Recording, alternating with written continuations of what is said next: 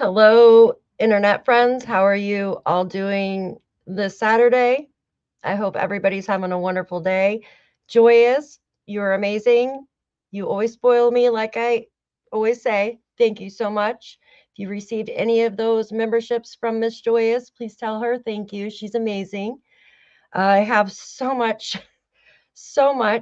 to show you today, including a new Globe and Mail article that I want to read to all of you.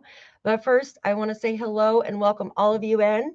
Hello, Susan, Haley, Lily, Retro, Angel Wings. Hello, Darlene, Johnny, Remy Stuff. Good to see you. Christine, SLT Thomas. Hello, Christy, Tammy, Cindy, Joyous, Miss Pam, Shenanigans, hello, and Allie, Christy, there's Angel, Retro, I think I'm going up here, okay, Johnny, Jennifer, love your name, let's see, did I miss anybody? Snoopy, lover, love that, Donna, hello, Jam to the Jam, and Susan and Miss Mildred. I love that name.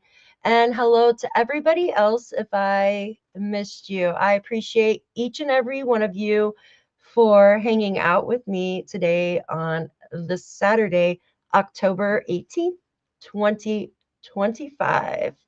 I will be going over the Jack and Lilly case today, and there's been a lot going on in the past couple days. I have a new article I want to go over. I also want to go over the neighbors, and I found one of the neighbors, and I don't want to post his information like out there because I don't want to be rude and do that. But I do want to talk about what they both said. I have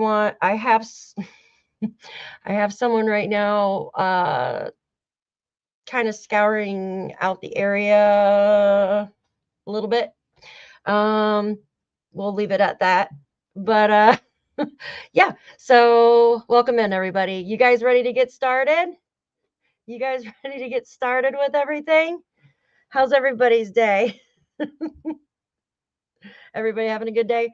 All right, let's go to the new Globe and Mail, and then we're going to go over to the maps, and I'm going to show you where Justin Smith, the one neighbor, how he spoke to the RCMP that day. Awesome, guys. I'm so glad you're having a wonderful day.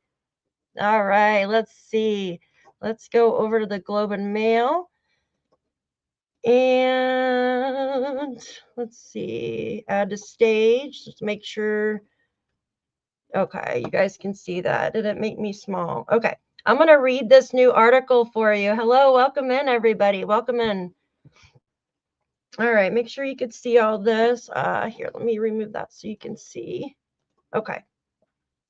So it says neighbors told RCMP that they heard a car near trailer where Nova Scotia children disappeared. And this was just published last night and updated 3 hours ago, guys. It says 2 neighbors told the RCMP that they heard a vehicle coming and going near the trailer where Jack and Lilly Sullivan lived in the early hours of the morning, shortly before they were reported missing. Recently unredacted court documents say. The missing persons case of Jack 4 Lilly 6 has been on the focus of an intensive major crime investigation for the past 5 months.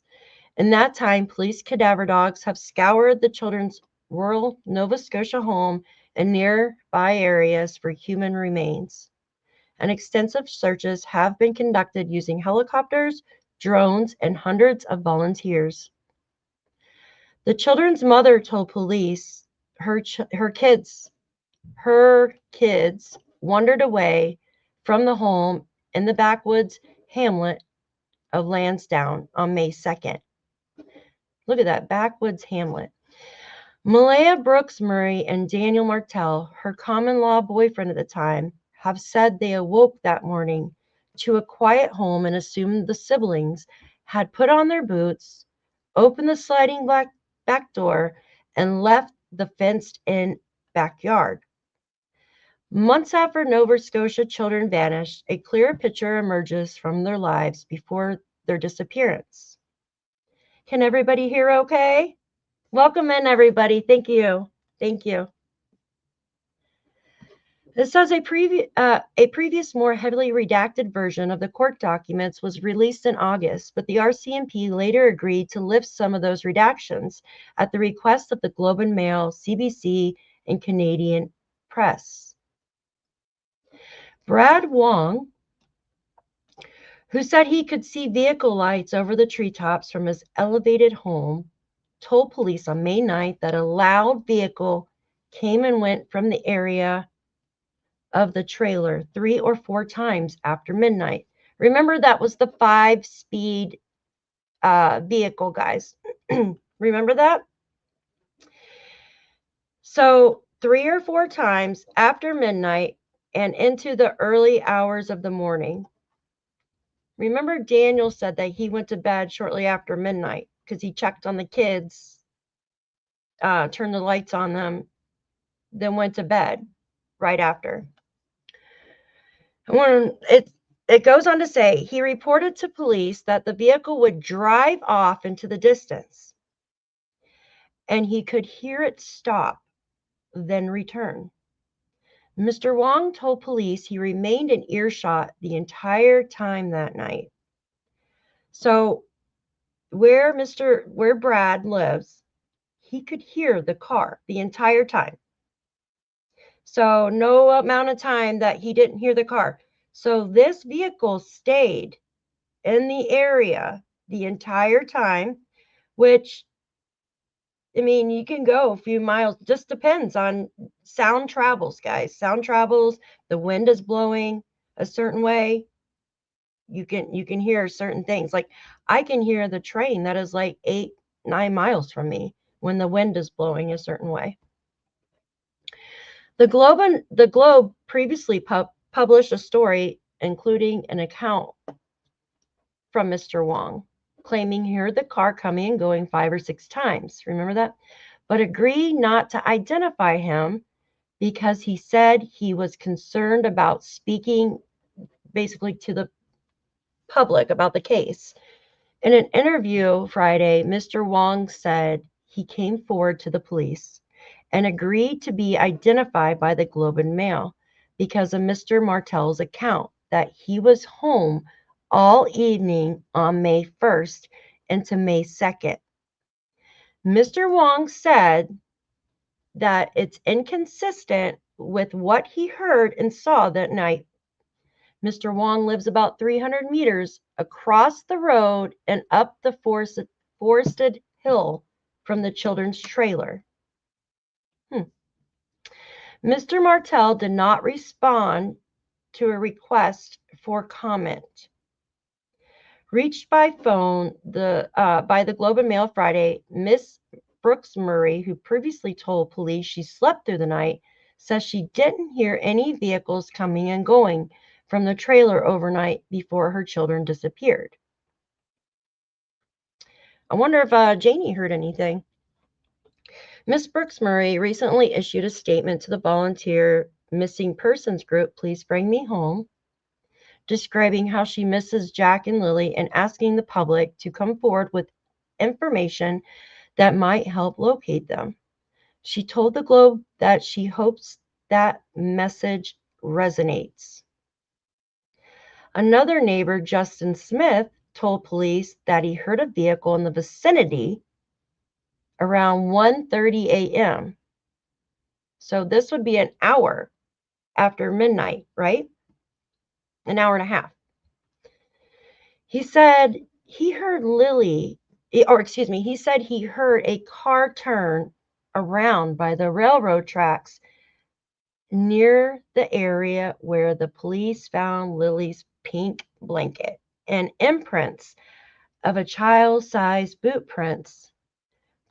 Police later determined those imprints matched the type of boot Lilly was wearing when she disappeared. Mr. Smith told police the car made a noise and then went quiet for 2 minutes after that. He said it drove towards Larrick Road, which is the same direction as the trailer where the children lived. I'm going to show you guys that in just a minute.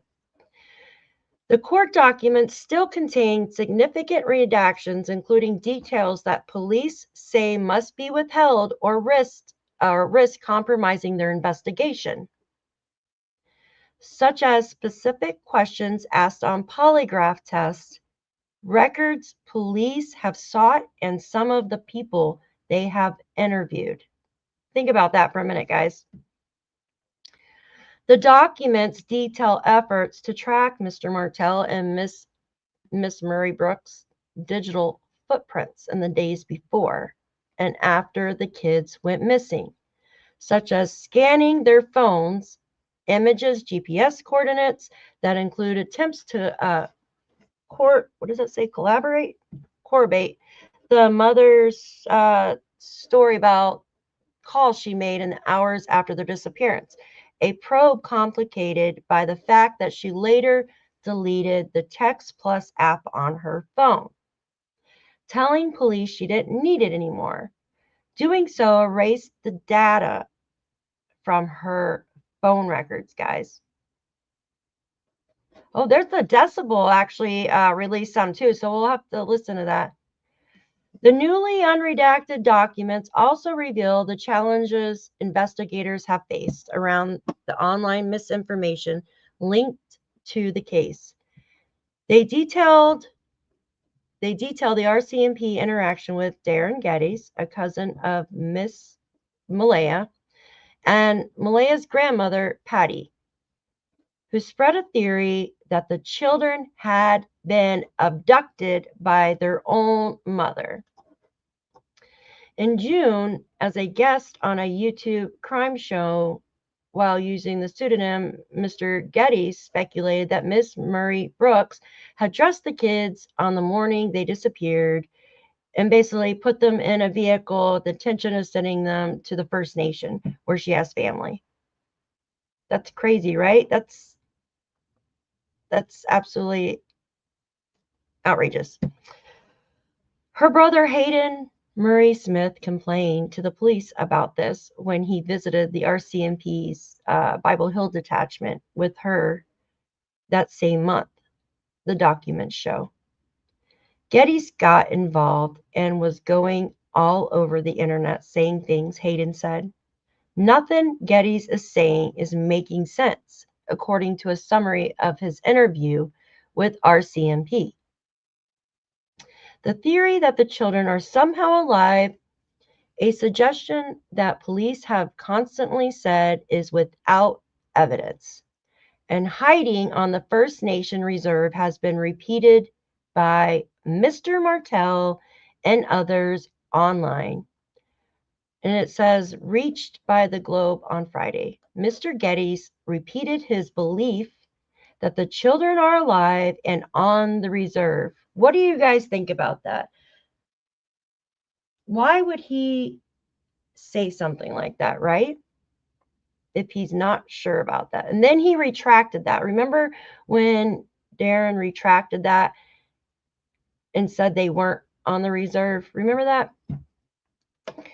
Staff Sergeant Rob McCannon, the acting RCMP officer in charge of major crime and behavioral sciences, has said that police are awaiting forensic results and are continuing to follow the evidence using specialty units and technology to determine the circumstances of Jack and Lilly's disappearance. He said the children's family members are cooperating with police and there's no evidence of an abduction. And that is the end of the article. What do you guys think about that article? So RCMP are basically debunking, distractions, deflection. Exactly. Now I want to show you guys the map here. Let me see if I can do this real quick. we're going to take a look at the area. I have some videos, but I'm going to have to show you those on a, let me see. Hold on one second. Remove. Give me just a second. Let me add this. Let's go to, give me a second. I'm going to add some music to the background so it's not so, there we go, quiet. All right. Let's go to the maps. The maps. Let's go to the maps. All right, here we go. So I'm going to show you the area here on which they said they heard Daniel Martell drive. So remember Brad Wong, he said that Daniel came through here and then basically went over the railroad tracks and then went this way, right? So remember the morning of, you guys remember Friday morning, right? Daniel basically said that he checked the kids' sports, got into Malaya's vehicle, and took off towards Landsdowne Road. Do you guys remember that? If you remember that, press 1 in the chat. And then what did he do after that, guys? What did he do after that? Oh, yeah, of course they have more evidence. What did they do after that? Now I'm Dora Explorer in my head. I'm sorry. Thank you, guys. Thank you. Please hit that thumbs up, guys, please. All right, so Daniel, where did he turn around at here, guys? Where did Daniel turn around at when he came back through this way? And that night, where did he turn around? I'm curious. So he came back through here, and he said he parked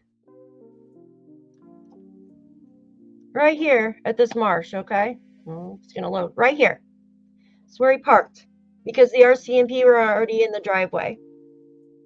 Could be Earl's or Ron's. Yep, could be. Now, I have videos I showed you of this area okay.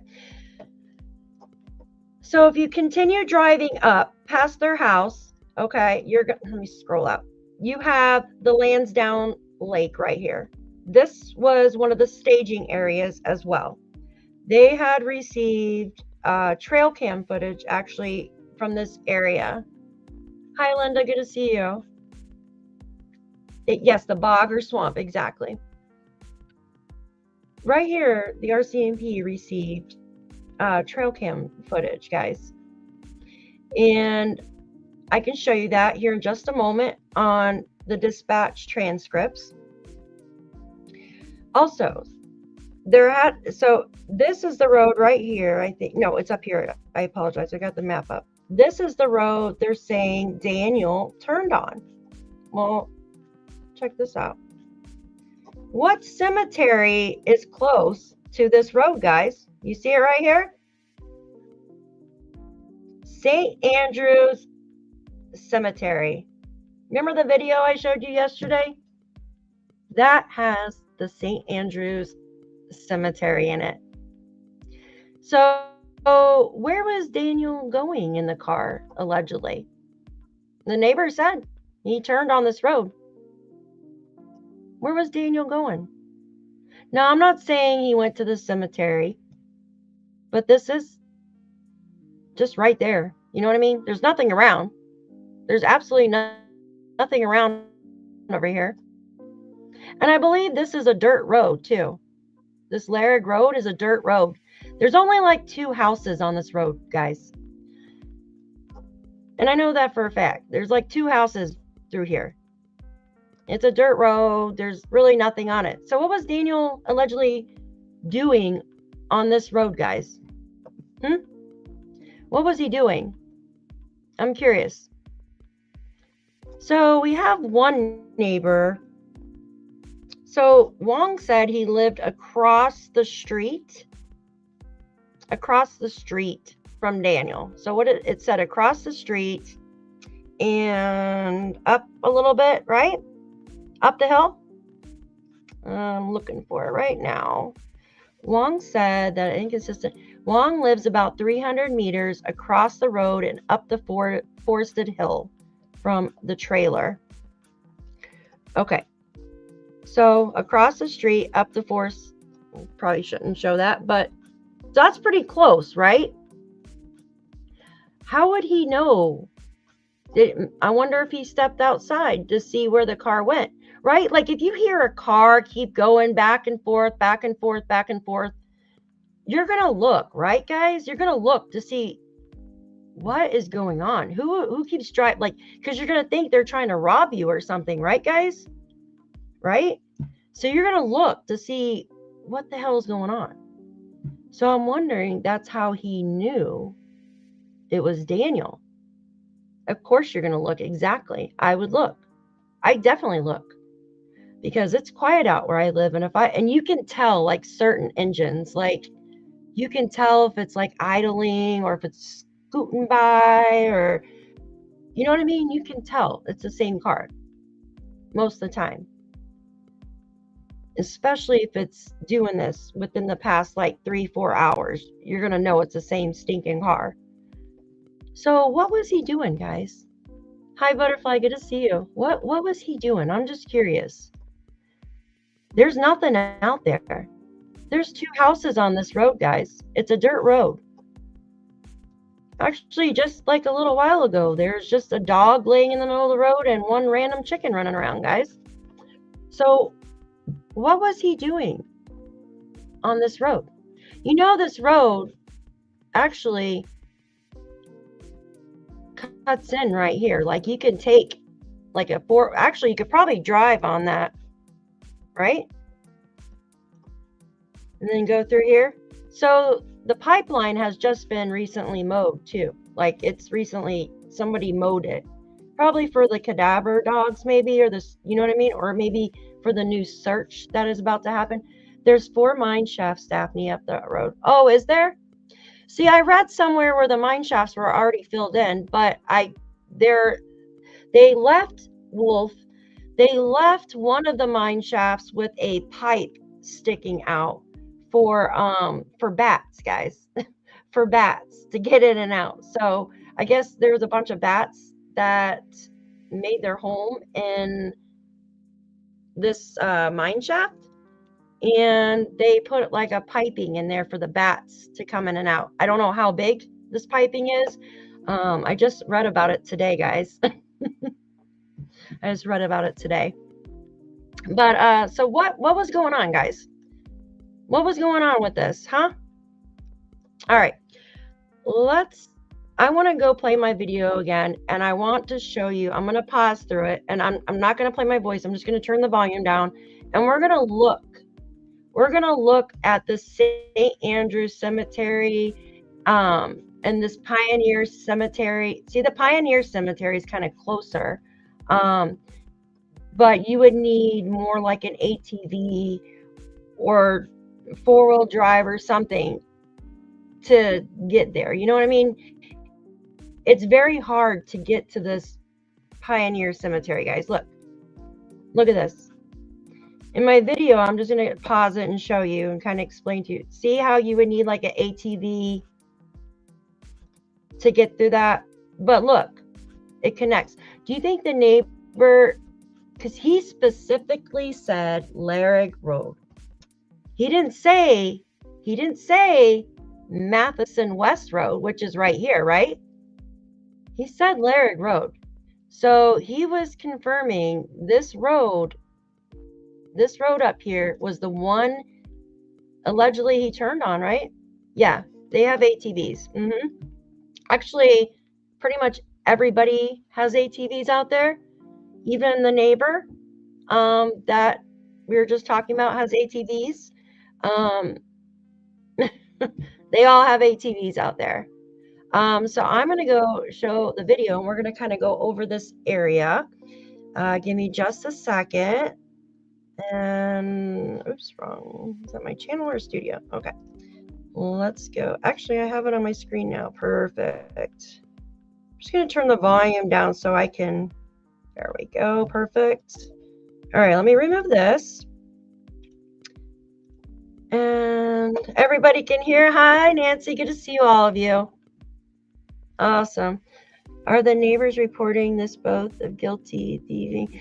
So the one neighbor, it was like a one and done. It looks like, okay, the one neighbor, 2020. And we don't know. It doesn't give us like specifics on like why. You never know if he could have been holding like tools and stuff for somebody else and he just got caught in the mix. But I mean, he made a mistake. Like, it doesn't look like it's a constant thing. You know what I mean? He made a mistake, and yeah. And I don't think he. Remember, Janie said we have bad people that live down the road from us. He doesn't look like a bad person. He's got kids himself, like a few kids and a wife. Like, he doesn't look like a bad person. You know what I mean? Like, his kids look like they have a good life. They're out there playing and four-wheeling and stuff like that, you know. Daphne, did the RCMP focus their search on that area? So I can show it again, the map where they searched. And this area, let me show you guys. Okay, give me a second. I gotta find the map first. Give me just a second. Let me pull up. I think some of it's just right out of it.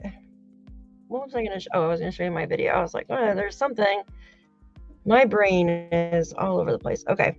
Oh, perfect. I have the map on my video. How lucky.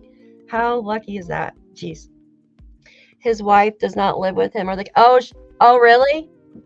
I did not know that.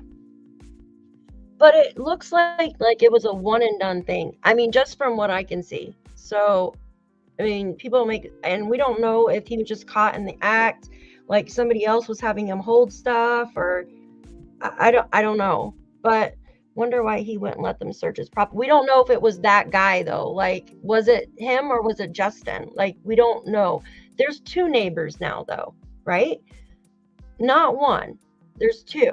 And then the whole area basically is like their family, Daniel and Janie's family, right? And then you have two people that aren't family. So I don't know. Hi, welcome in, Explore. Hello. Do we know this for a fact? I am asking because I have been wondering about Tent. Tent doesn't live there. He's in Ontario. Like, he's far away from there, guys. Give me just a second, guys. What is this? Why did that come up on my video? Oh, it's playing without me. Jeez. All right, give me a second, guys. So we're going to look through this area right now. All right. Right here is the Millbrook Falls, guys. Do you remember this? So remember Daniel's place where he liked to fish? Uncle liked to fish, I believe, too, allegedly. What happened? Hold on 1 second. I can't. Two neighbors, same story. Exactly. That's what I think as well. Hold on. Somebody asked a question. Hold on. I can't see. Welcome in, guys. If you want me to look at a question, put like a bright red X or something next to it, guys, so I can see it. I need to wear my glasses, and here, let me put my glasses on. I'm like totally squinting. I want to go search by live for. Aw. They have a search crew going out soon. Haley, why it would make a crime scene? Yeah, this is, I don't believe the thing with Durwood.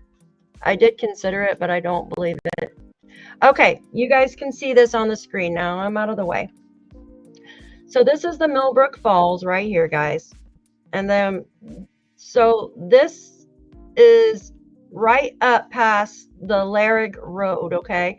So this is very close. This is by the Pioneer Cemetery. Let me pull up the map really quick so you guys can follow along and understand what I'm saying here. Okay, so let's add in Millbrook Falls. Okay. Eek. Come on. This is, oh, here, it's a new, I'll just put that in. It's already flagged. That's perfect. All right. Measure distance. I don't need to measure distance. There we go. Perfect. All right, let's do this. Okay. So let's keep going. This is the fishing spot here. Where is the maps that I wanted to show you?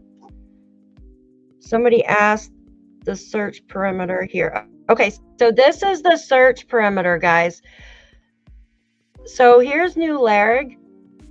Remember, so that would have been inside right there. So that's New Larrig, by the Larrig Road. Here, I'm going to show you. See if I could switch on. I wish I could add 2 different screens. I don't think I can do that, can I? No, shoot. All right, let me remove this so I can show you the other screen. That stinks. Okay. Add to stage. Okay, so remember the map that I was just showing you guys on the phone? So it covered up here, okay? It covers up here. So it looks like the Larrig Road is actually out of it. It's just right out of the search perimeter, guys. Do you see that? Is that close to mines? Wolf said there's a, what, 4 mines in there? Is that close? Yeah. But it says they're all like filled in or closed in, but I don't know how well they are closed. They have a piping, like I was telling you guys just a minute ago. I don't know how wide that piping is. It's for bats to go in and out, guys. 4 mines. Thank you. It doesn't give like a circumference or how big it is. It would help you pass a polygraph. So this map here, this row looks like would be right out of the search perimeter. All right, let's go back to the video so we can look at the area where Daniel supposedly was driving. This is what the neighbor said. Well, I mean, why would the neighbor make this up though, right? Like, why would he make this up, right? I just don't understand why he would make it up, guys. All right.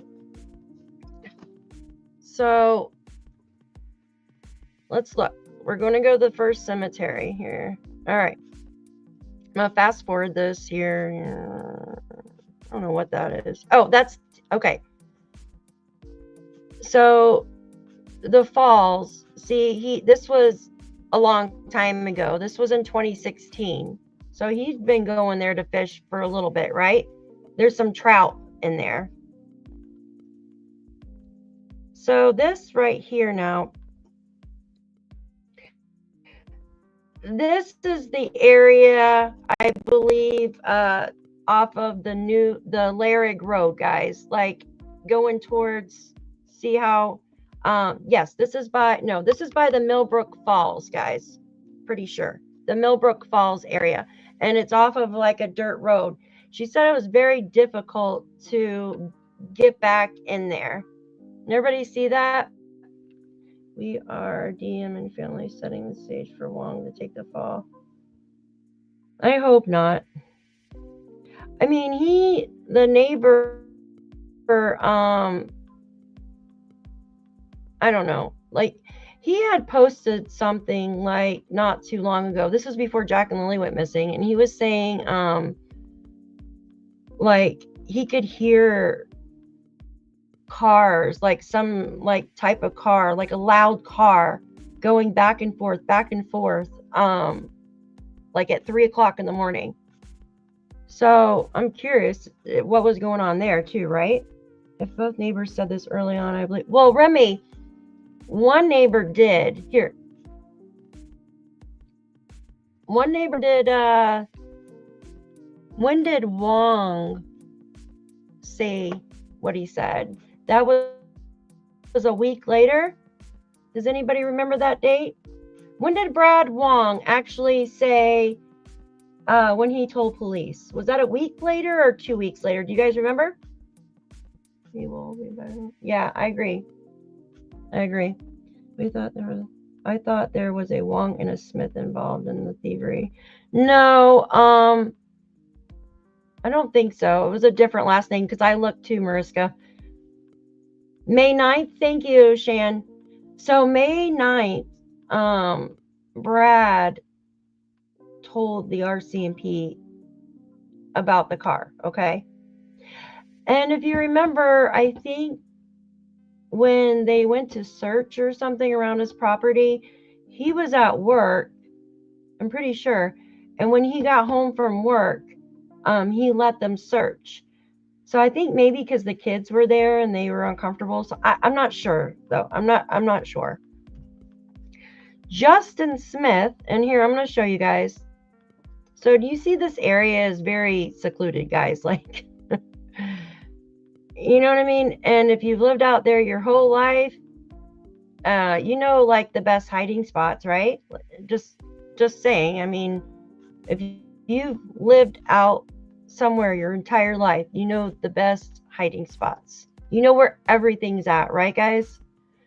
All right, let's go to... I'm going to show you something. We're going to go to the transcripts so I can show you Justin Smith.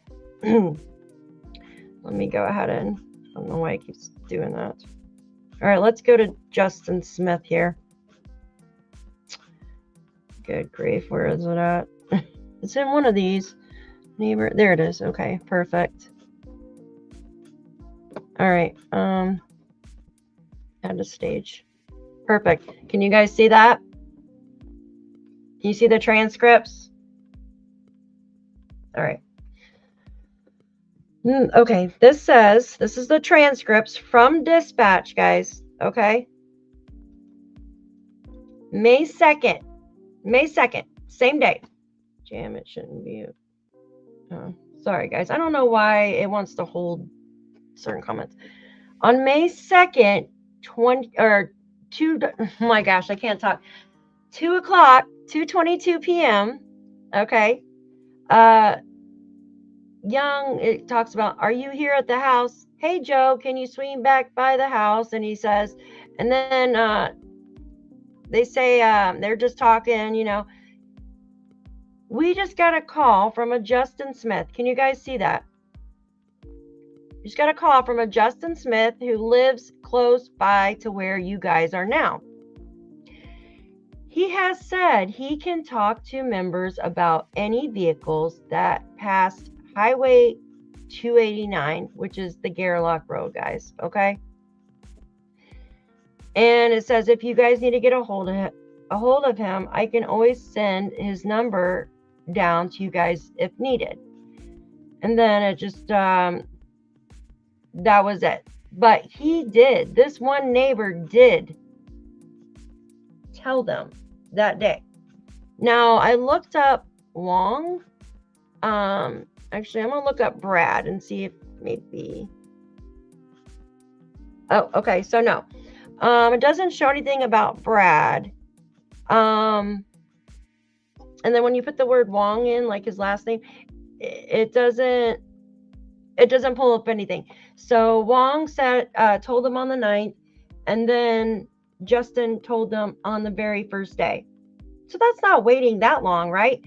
So, but why would Wong, like Brad, wait that long though, right? Like, that's weird. Maybe he felt like uncomfortable living that close. I would, right? I would feel very uncomfortable because if you remember, like in the Sebastian case, the one neighbor that came forward, she was like, what was her name? Bobby or something like that.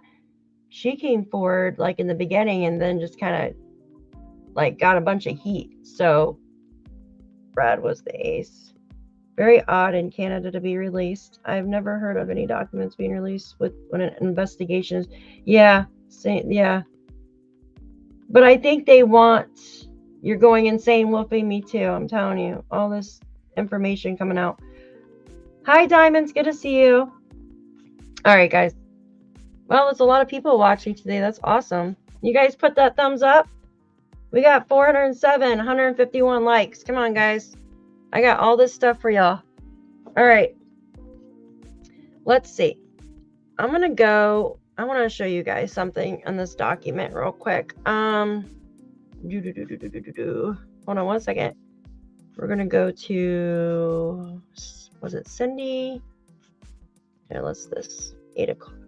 Oh, here's the 8 o'clock thing, guys, too. Here, 8 o'clock. Where the 8 o'clock thing, where the kids were missing. Here, let me just do this. Jesus, nothing wants to work today. 8.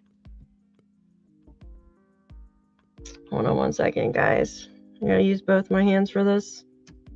8 o'clock. All right, that, not pages. Page 57, right?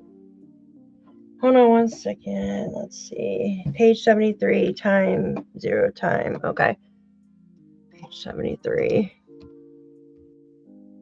All right. All right. You don't want to work with me, do you? All right. I'm just going to scroll down and show you guys then, since I don't want to work. All right. Page 73, right? Is that it? Yes. Where is it at? So that one is 73,0800 time missing. I can't be right. Okay. Hold on one second, guys. I'm having a thing going on here. Cannot find what I was looking for, actually. Damn it. Oh, I know what it was. Okay, give me a second. Joyous, thank you so much. I think Wong didn't say anything until you heard Daniel state that he did. Yes, you're right. You're right, Joyous. You are absolutely correct, because it just said that in the document. You're correct. You are very correct. And he knew it was a lie because he saw him. But the thing is, like, he should, I don't know, I would have said something before too, like, though, like, he was out all night. What the hell is he doing? You know what I mean? Like, does he do this often, I wonder? You know what I mean? You know what, let's go to the documents, actually. Let's go to the documents, guys. Because Joyce just reminded me of something about looking over something. Where are you at? Right here. All right, so this is the redacted doc. Okay. Add to stage. There we go. All right, let's read these documents right here. So I wanted to read over with Cindy. Remember, somebody had said something last night to me, guys. And it was about Cindy having a FaceTime call with Malaya, okay? The way they worded it is very, like, odd. But it makes you believe that Cindy did see the children, right? Like, were they... Now, if Malaya got rid of that Wi-Fi calling, did she call her mom on FaceTime using the Wi-Fi there, and they weren't able to verify this, guys? What do you think? Are the documents available for anyone to look at? Yeah, I got them. I got the documents right here. If you want them, I can send them to you. So it says Malaya had a video call. Can you guys see this? Malaya had a video call from her mother, Cindy, at 3:37 p.m. Okay? On Thursday. This was on Thursday, to see the kids. Cindy would have seen the kids on the phone. What do you guys think? Does that... I want to hear your opinion, because when I see this, it's telling me that this call did happen, a FaceTime call, and Cindy did see the children at 3:37 p.m. Do you think something else? Do you think she did not see the kids on the phone? Because it kind of makes it seem like it says Cindy would have. So did this call happen or did it not? Because remember now, Malaya supposedly deleted that Wi-Fi thing. I don't know if that matters with the FaceTime call or not. All right, but Cindy said nothing stood out to her, so maybe she didn't see them. Yeah, because Cindy would have been the last person, right? But Cindy says she saw them or just assumed. See, that's where this sentence is very odd to me, the way they worded it, in my opinion. It's very odd. I have a feeling that those lights. Yeah, I agree. It doesn't say she saw them. It's always bugged me. Yeah, the way they worded it is weird. That is a huge red flag in deleting the text app. I agree, Haley. And I know she said she didn't need it anymore. But why would you delete stuff? For instance, you know what I mean? If your children are missing, wouldn't you want to keep all that stuff? But the thing is, when did she delete that app, guys? When did she delete the app? When did she delete that app? Was it like the next day? You guys remember? I'm pretty sure it was said. It is very strange wording, guys. It's very odd. DM did not mention this FaceTime with the kids. DM on. Well, supposedly Explorer Daniel was outside with the fence, remember? He was outside. These things hurt my head. He was outside helping his mother with the fence until 8:15 or so, I'm pretty sure, right? So all right, let's do this. Let me show you guys this real quick. I think it'll make more sense if I show you Malaya's timeline. So Malaya's mom had called her when they just got on the road Thursday from leaving the Dollarama, okay? Malaya didn't answer. Maybe she was the one driving. I don't know. I'm pulling it up. Give me just a second. We're going to go by Malaya's timeline here. Her. Okay. So, all right. So 1:44 p.m. to 2:36 p.m. is when they were at the Dollarama. All right. And Jesus, I got too much stuff open up here, guys. I can't figure out what I'm doing. There we go. And then she said the call was at 3:37. Okay. Remember, they got home at 3:11. There has to be a way to show. Sucks. All right, let me remove this and show you guys this real quick. Has to be a way. All right. At a stage. Okay. So check this out. Daphne DM claims he was helping. Yes. So Daniel supposedly, so as soon as they got home at 3:11, okay, you guys can see this, right? They arrived home at 3:11, right? Okay. And they left the dollar store at 2:36, okay? Good evening, guys. Welcome in. Malaya's mom, Cindy, had called her as soon as when they were driving home from the Dollarama. And Malaya did not answer at all. She didn't answer. So I'm guessing maybe, this is before they stopped at and got poutine. Remember, they got poutine. So maybe they were in there getting food or something. Who knows? But she didn't answer the phone. And then mom talked to mom again right after. I'm talking about, that's 25 minutes after they got home. She had FaceTime with her mom. So give me a second. And it didn't say, I don't think, how long, right? She had FaceTime with mom. Let's go back to those thingies here. All right, out of stage. Perfect. Okay. All right, perfect. Perfect. Hold on one second. Was Malaya driving or Daniel? I don't know, Joyous. I've been trying to. I want to say Malaya was driving. I'm pretty sure Malaya was driving. I honestly think that. I don't think Patty's memory is too good. Yeah. Hi, Donna. Good to see all of you. Good to see you guys. Here, somebody was asking for there. Okay, so check this out. Okay, so they got home at 3:11, you guys. Like, actually got home in the arc according to Malaya's GPS. Malaya had a video call from her mother, so Cindy called her. FaceTime, I guess, right? Malaya had a video call from her mother. So it had been FaceTime, right? Or maybe through that Wi-Fi app? I don't know. I always say FaceTime because I have an iPhone and you do video call, it's FaceTime.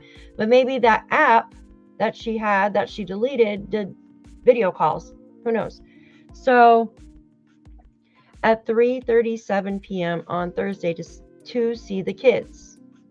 So it kind of makes it seem like she called her like because she wanted to see the kids, but I guess like to physically see them, but she just wanted to see them through the phone, I guess. So Malaya's on the phone with her mom, and supposedly Daniel's outside helping his mom, Janie, with the fence. Remember that, guys? Yeah, I agree. She should not have deleted that app. I agree.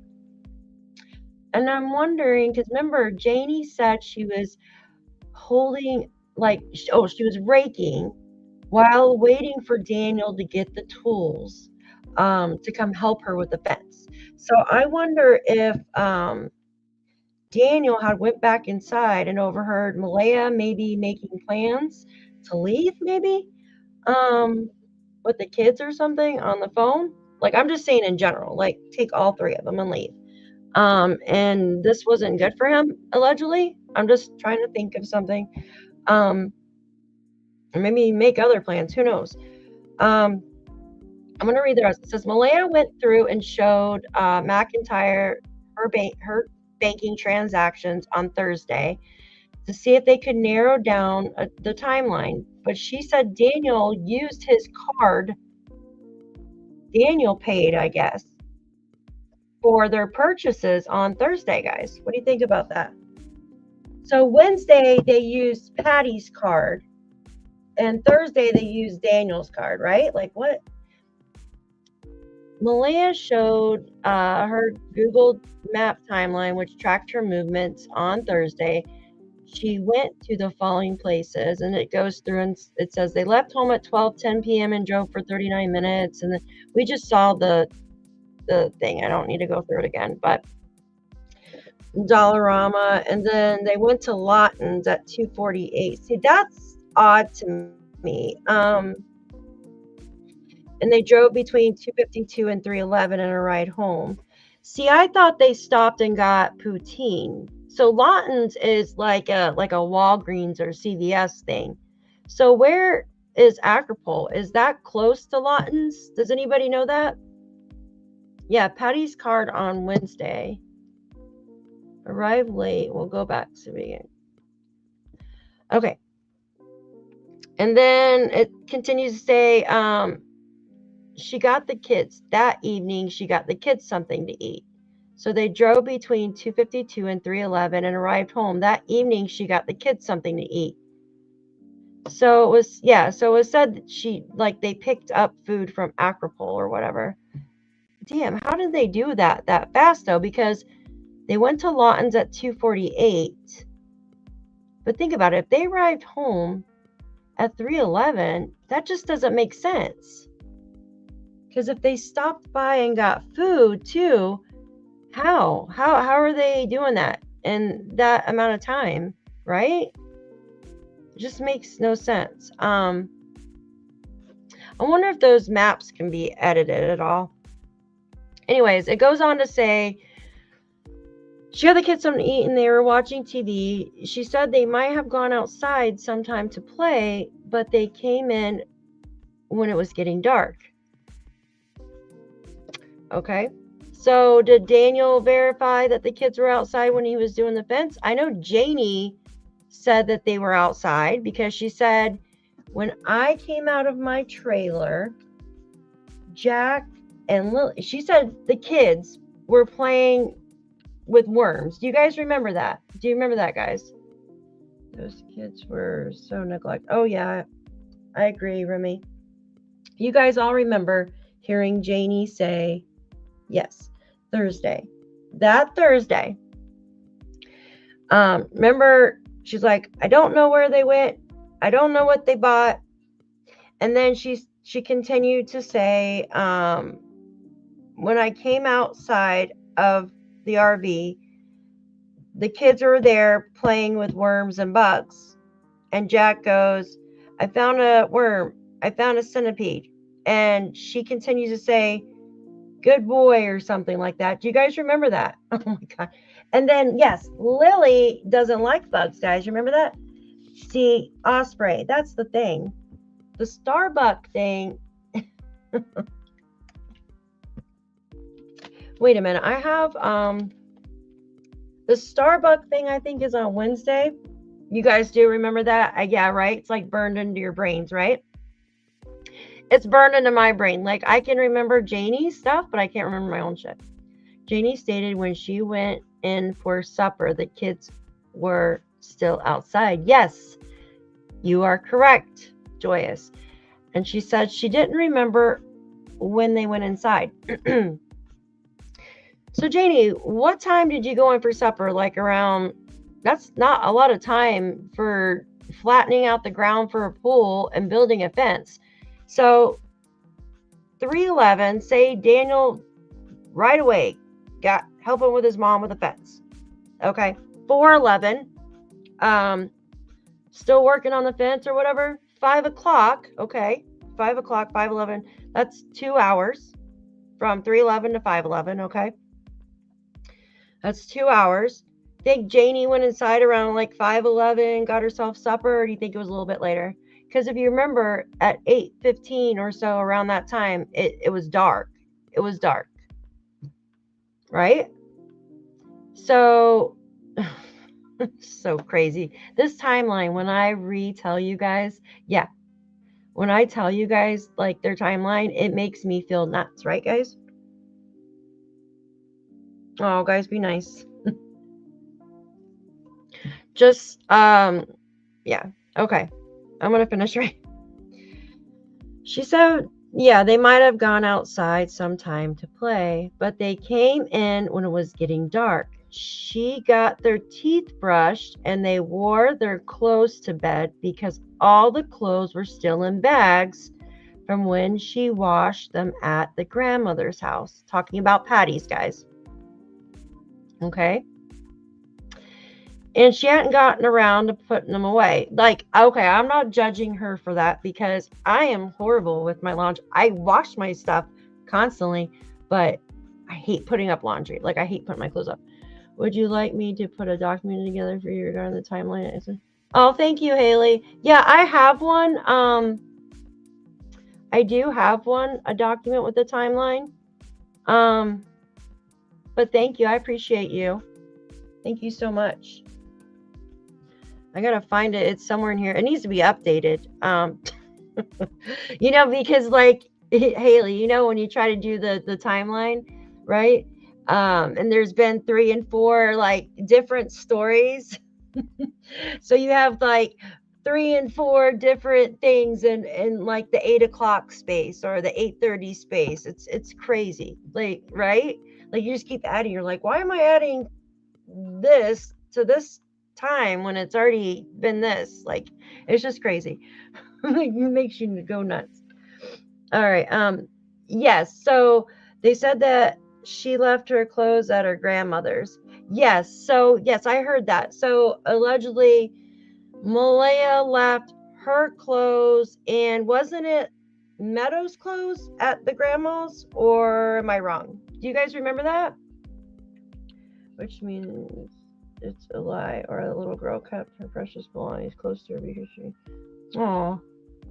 At Daphne, Janie said to Daniel on Wednesday night that he was home kind of late. Yes, you remember that, right? Yes, this was Wednesday night. They got home at 10:30, and Janie said, "You're getting home kind of late, aren't you?" And Daniel goes, "I would have been home a lot earlier." Remember that? That was the day he supposedly sat in the car for like 20 hours, right? But yet, Malaya and her family went to town, and she left Jack and Lilly there with Daniel supposedly at the grandma's house. And that's the day that Lilly got a black eye from the Tonka truck, right? Am I right, guys? Oh my God. Freaking feel like I'm going crazy. Never mentioned Meadows' clothes. Wasn't it somebody else's clothes though that was left behind with hers? But the thing is, we were told that her clothes never made it there, but yet the RCMP or someone came by and got all of her clothes. So it just doesn't make sense, right? Right. She went to DMV. Exactly. Maybe Malaya never got a chance to wash her clothes. It's just crazy. So many stories. Like, it's like the story, and then you have the complete opposite versions of it. It's, oh my gosh. Okay. So Thursday night, she said she got their teeth brushed, and they wore their clothes to bed because all their clothes were still in bags. That's gross, guys. Like, why? I mean, come on. You're not going to, like, their pajamas, they don't have more than one set of pajamas? Excuse me. I don't understand that. Like, your kids don't have more than one set of pajamas, like, and they should be taking a bath before bed. Like, come on. Especially if they're playing outside in the dirt. Didn't Janie say they were playing in the dirt? Yeah, exactly. I don't remember Malaya getting her clothes. I thought it was only Jack and Lily's. Yeah, I know it was. I'm gonna have to go back and try to find that text somewhere, because now I'm like confusing the crap out of myself. This is about to get really confusing too. Lilly and Jack. Okay, she said, listen to this part, guys. I want to emphasize on this part. Okay. She says this. Mom says this. Lilly and Jack were hyper and excited. Okay. Hyper and excited. But she got them tucked into bed around 10 p.m. Okay. And then it says, Jack had his blanket and his dinosaur, and she shut his door. Doesn't Lilly and Jack share a room?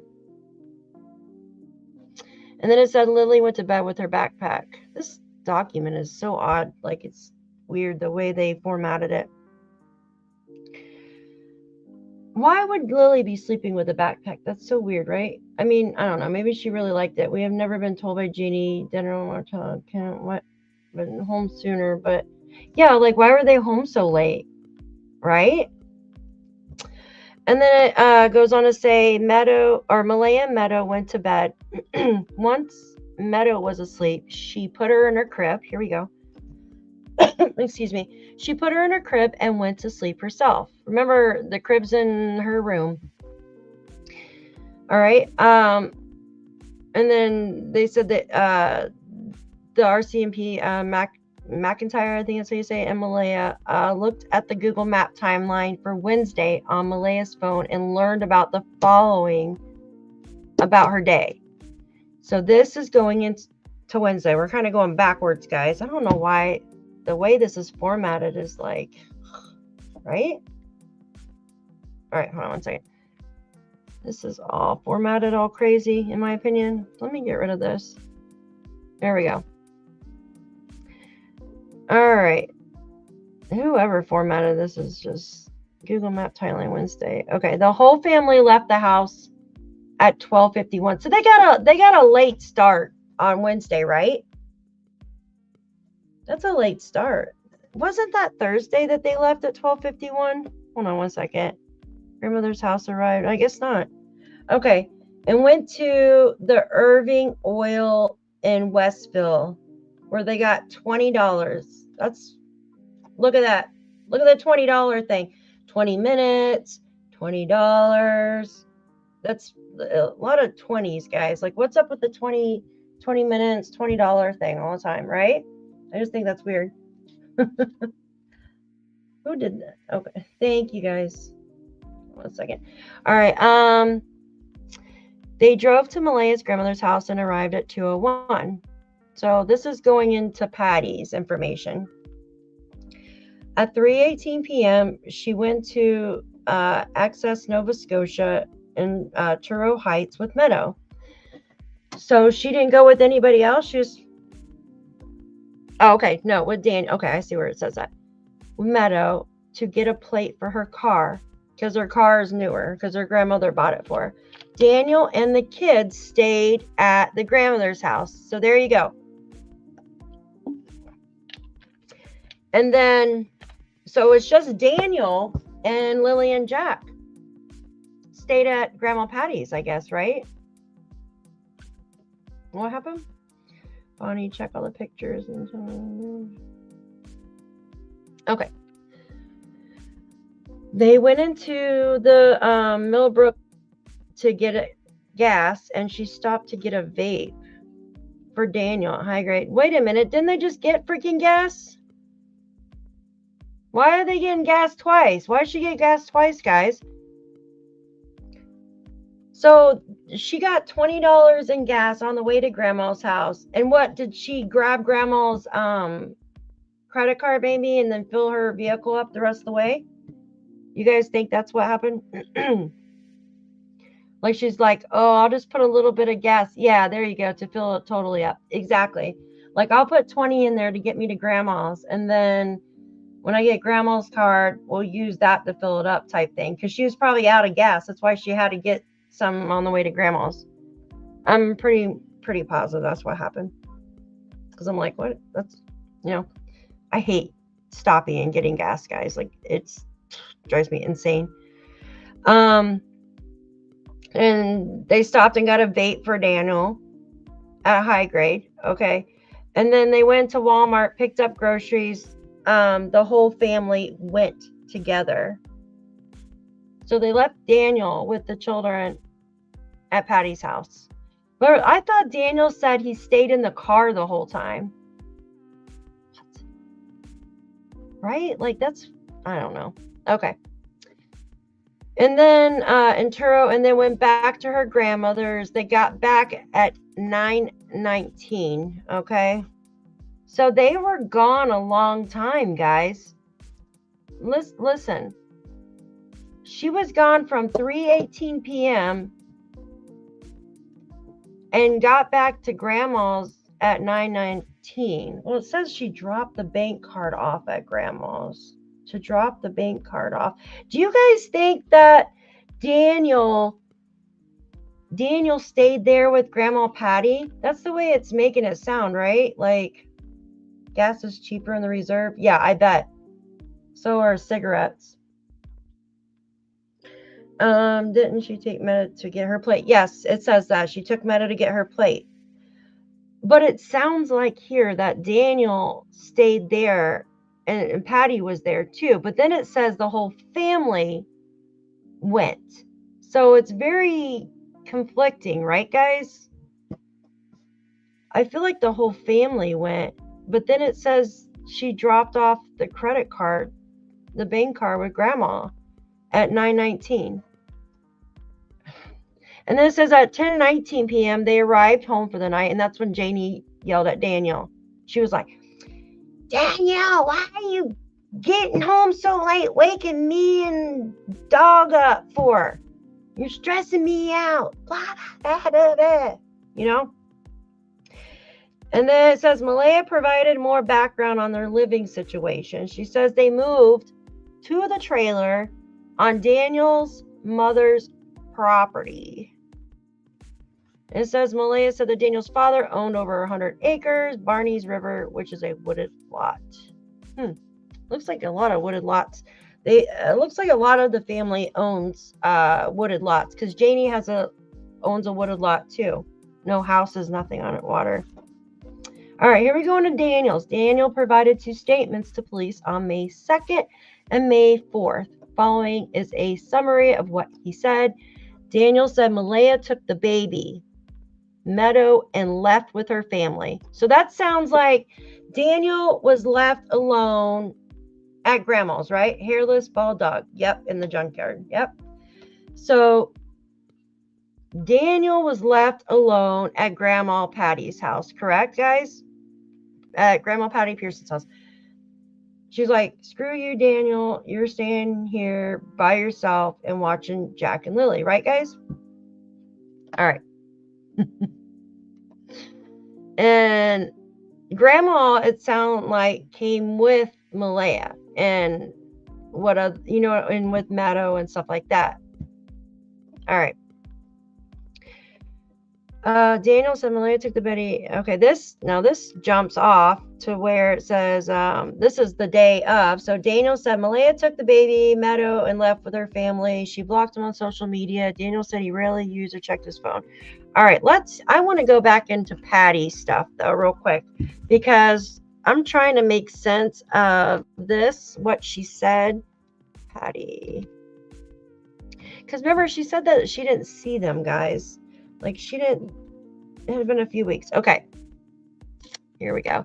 Malaya by email on Thursday and Friday on the week they went missing because of the illness. What is that? Do you guys see that? That's odd. On May 5th, Hall took a statement from Patty Pearson, Malaya's grandmother. She said the following. Patty Pearson said that she last saw them all when they came to visit. She was not sure of the date, but she said that it was early in the week, 1 or 2 weeks before, which we were told that it was Wednesday, so it would be 1 or 2 days before. Maybe she meant to say 1 or 2 days before. Do you guys think she meant to say 1 or 2 days before, not 1 or 2 weeks before? You know what I mean? Like, I mean, she's older, so who's being a jerk? What happened? Stop it, troll. Who's a troll? Who's a troll? Is someone being nasty? All right, I'm confused. Finding solace in the house. Thank God. What's going on? Hi. What's going on? Is someone not being nice?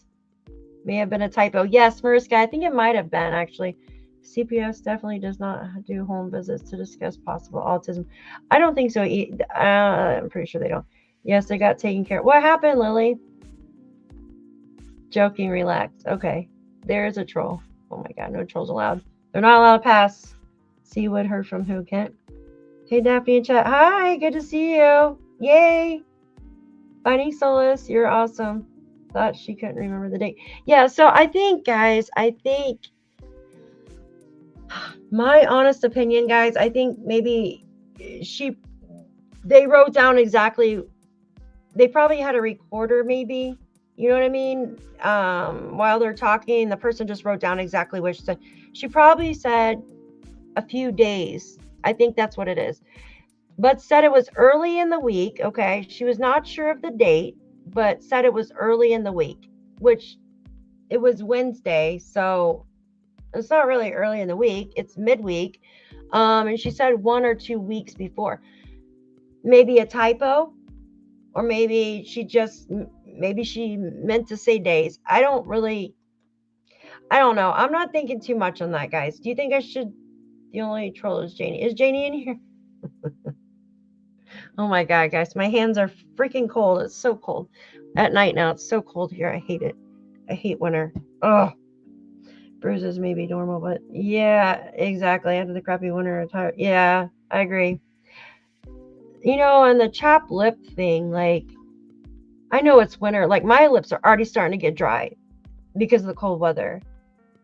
But, like, my kids' lips never looked like that, and my lips never looked that, like, they look dehydrated. You know what I mean? Like, the children look like dehydrated, like their dark circles around their eyes and really chapped lips, guys. Like eating too much freaking sugar. Mouth breathers get chapped lips. Hey, my lips are getting, no, but her lips though were really chapped. So All right, let's go on when they came over. Okay. So Daniel stayed in the car and Malaya did laundry. But the thing is, this is supposedly Wednesday, guys. So Patty told them Daniel stayed in the car. I can kind of believe Daniel stayed in the car because I don't think, like, she likes him at all, right? Like, she believes he's abusing her granddaughter. Why the hell would she want him in her house, right, guys? Like, I don't know. So maybe it was just for a couple hours, you think? Like, Malaya did her laundry or whatever, and then laundry was done. You know, Grandma doesn't like Daniel, so Malaya, Grandma, Meadow, and friend or cousin or whatever, they leave. Grandma doesn't want Daniel around, so Daniel stays at Grandma's house and watches Jack and Lilly. And this time we were told Lilly gets a black eye from playing with a Tonka truck. So the Tonka truck, like, I'm thinking of like the dump truck ones, like you push on, they're like little dump truck Tonka trucks. But he said, like, when she pushed on it, it popped up and it gave her a black eye. I don't know, guys. I would believe one black eye, guys, but not Layla and later pictures. They both look like. Yeah, I agree. Okay, so listen, guys. Like, I don't know if I missed it or what, but I noticed on Malaya's, like, Facebook, when I first looked at her Facebook, there were older pictures of Jack and Lilly, like, not really most recent, right? Did you guys see like recent photos on Malaya's Facebook of Jack and Lilly, guys? I'm not the only one. Oh, have you know what I mean? Before she blocked it down, like took pictures down and stuff like that. The last photos that look like she took of them and posted, because it looked like she posted a lot of them until like the last year or so, right? What happened? You just dig deep to put clean clothes on for bed. They were playing in the dirt, but I guess they were not. What happened? Yeah, I don't know. Like, if my kids were playing in the dirt, like, they would be getting baths. Like, they're gonna have dirt under their fingernails and shit, guys. Like, why not give them a bath and shit? Like, right? All right, let's go on with this. I just find that's just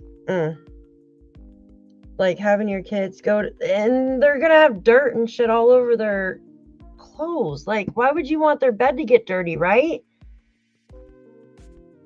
And they do flip. Thank you. Yeah, so they're like the ones you push down, right? Or something like that. And I know what you're talking about. Thank you, Diamonds. Thank you. Okay, guys. Let me stop blabbering. So Daniel stayed in the car and Malaya did laundry. Malaya and Daniel left to take Meadow to an appointment, and Malaya may have gotten groceries, but she couldn't remember if she took the children or not. Okay, so what the heck is this, guys? So this is supposed to be Saturday, or excuse me, Wednesday. So took Meadow to an appointment, and Malaya may have gotten groceries. Yes, remember, because she went to Walmart and got groceries. But supposedly the whole family went except for Daniel and Lilly and Jack. This shit is so, like, contradictory. Like, it's crazy. Okay, here we go. Patty said she spoke with Malaya almost every day. On May 8th, okay, this goes into Ron McKenzie, Janie's brother now after that. That's all with Patty? No way. Hold on. Yeah, it's very little. That's it? Holy crap. That is crazy. There's like nothing on there about her. That's a very small statement, right? Okay, hold on. Let's read Ron McKenzie's. Okay, so this is Janie's brother Ron, who lives in the area. This is the brother that called her at 6:24 a.m. Remember? now we kind of have an idea why she didn't go to town, allegedly, because kids missing before, like, they call 911 like hours before. So that's why she didn't go into town. But Ron went into town anyways and then came back. He probably went into town to get Janie cigarettes, maybe. I'm guessing. I don't know. What's going on, guys? Jam, what's going on? Let me look through chat real quick. If someone's being a jerk, they're going bye-bye. What is this woman on?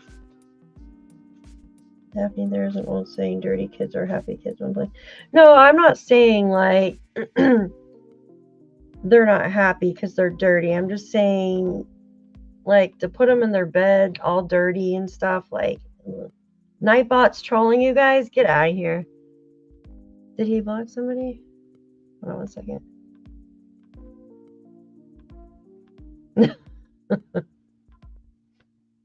Is that, here we go. There we go. All right, I took care of it. At least both of them, at least bathe them before bed. Yeah, exactly. Oh, shit. All right, I don't know if I messed up with somebody's thing. Okay, there we go. Enough of that. I don't want to be watching somebody's nonsense in chat either. All right, it says Ron McKenzie spoke with his sister Janie at 8:48 on May 2nd to see if she wanted to go in town with him. Janie said no.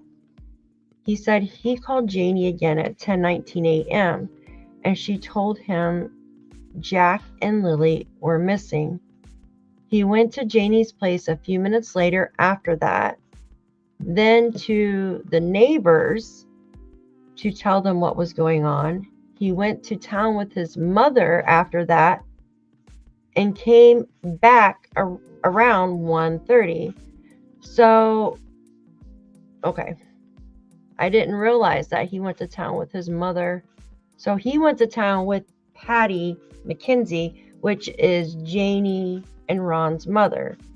Okay, not Patty Pearson, who is Malaya's grandmother. So many of the same freaking names. Hi guys, welcome in. Good to see you. Good to see you. We're just going over the document right now, guys, okay? All right, teachers are in a tough spot. They don't want to lose their jobs either.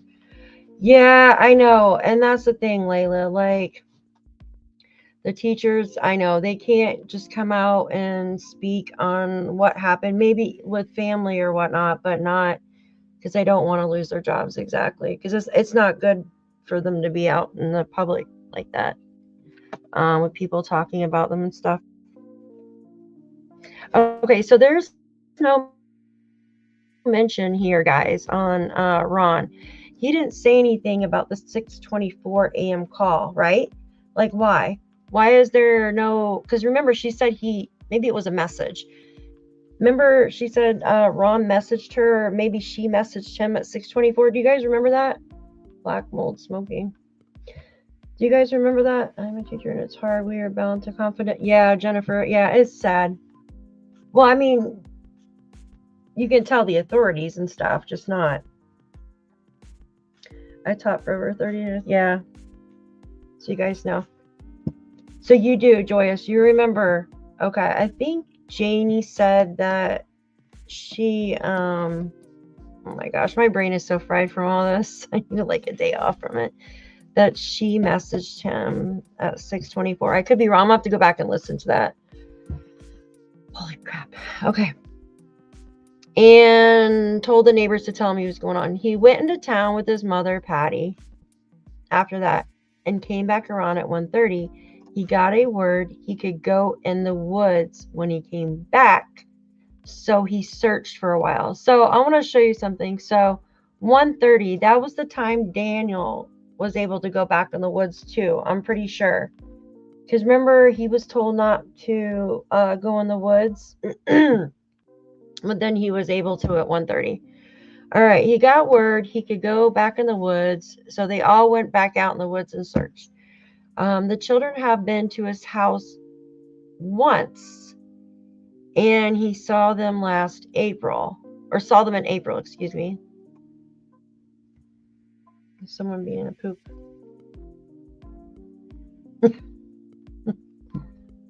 All right.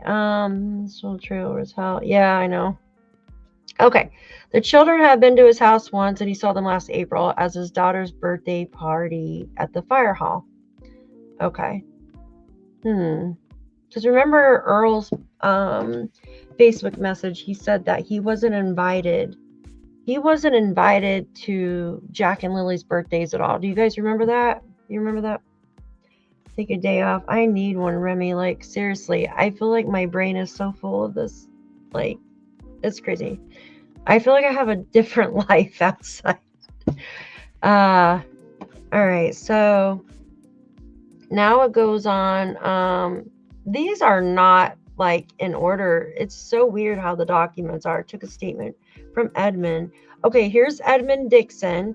It's talking about here, who saw Daniel and Malaya and the kids at Dollarama on May 1st, 2025, the following summary. And it goes on to say Dollarama parking lot at 11:30 to 12:30 on May 1st. That's Edmund Dixon. That is Daniel's co-worker, okay? Hold on one second, guys. All right, here, guys. Okay. Oh my God, I am totally lost right here. I'm looking at chat and looking at this. Okay. So it says they had a conversation for about 5 minutes and discussed enjoying their time off work. Okay, can I say something? So Janie says in her voice messages that for the past few weeks, Daniel had been working 5 days a week. Do you guys remember those? But before, he was just working 1 day a week since February because of the tariff tax. But I caught one voice message that said he just recently started going back to work 5 days a week for the past 3 weeks. So this is just kind of odd, though. I'm gonna have to pull that up. So you guys, actually, you know what? I have the transcripts. So before that, give me a second. I kind of want to go through. Is this a new decimal? Hold on one second.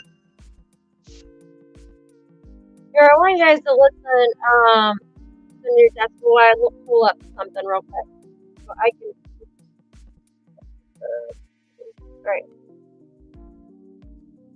You're not listening to the decimal. Shan, did you listen to this new recording? Oh shit, where's it at? Stupid. At a stage. Okay. Well, children full force. It's guys, just ignore them. Just they're irrelevant. That's why I always say irrelevant. Irrelevant. That's why they gotta get noticed. All right. Where is it at?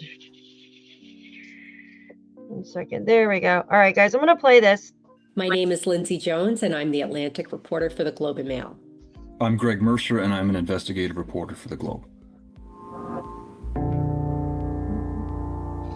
Lindsay and Greg have been reporting on the disappearance of Jack and Lilly Sullivan. The two children went missing on May 2nd, 2025, from the rural community of Landsdowne, Nova Scotia. I was working on the Sunday shift at the Globe and Mail, and the children had gone missing on Friday. When I first heard about it, I thought, oh, most cases of missing children that we hear about are wrapped up within a day or within a few hours when kids go missing. By Sunday, when I started my shift, the children still weren't found. And to this day, they still haven't been found. Their disappearance and the massive efforts to find them has become a national news story. So today, we have a special episode of The Decibel. Lindsay and Greg will take you through the active investigation, what they've learned, and we'll hear from some of the people closest to Jack and Lilly. I was first involved in the reporting a few days after Lindsay. She was on the ground doing a lot of great work, and I was asked to basically come and assist her at first from afar, and then later joined her in Nova Scotia. On a story like this, it's often helpful to pair up, especially when you got somebody who's doing the labor-intensive stuff like driving around and trying to find people. Yeah, we've been at it ever since. I'm Cheryl Sutherland, and this is The Decibel from the Globe and Mail. The first thing I did was try to understand what was happening on the ground that day. So we learned that Jack and Lilly are two siblings. Lilly is 6 and Jack is 4. And they were living in the home of their stepfather's mother.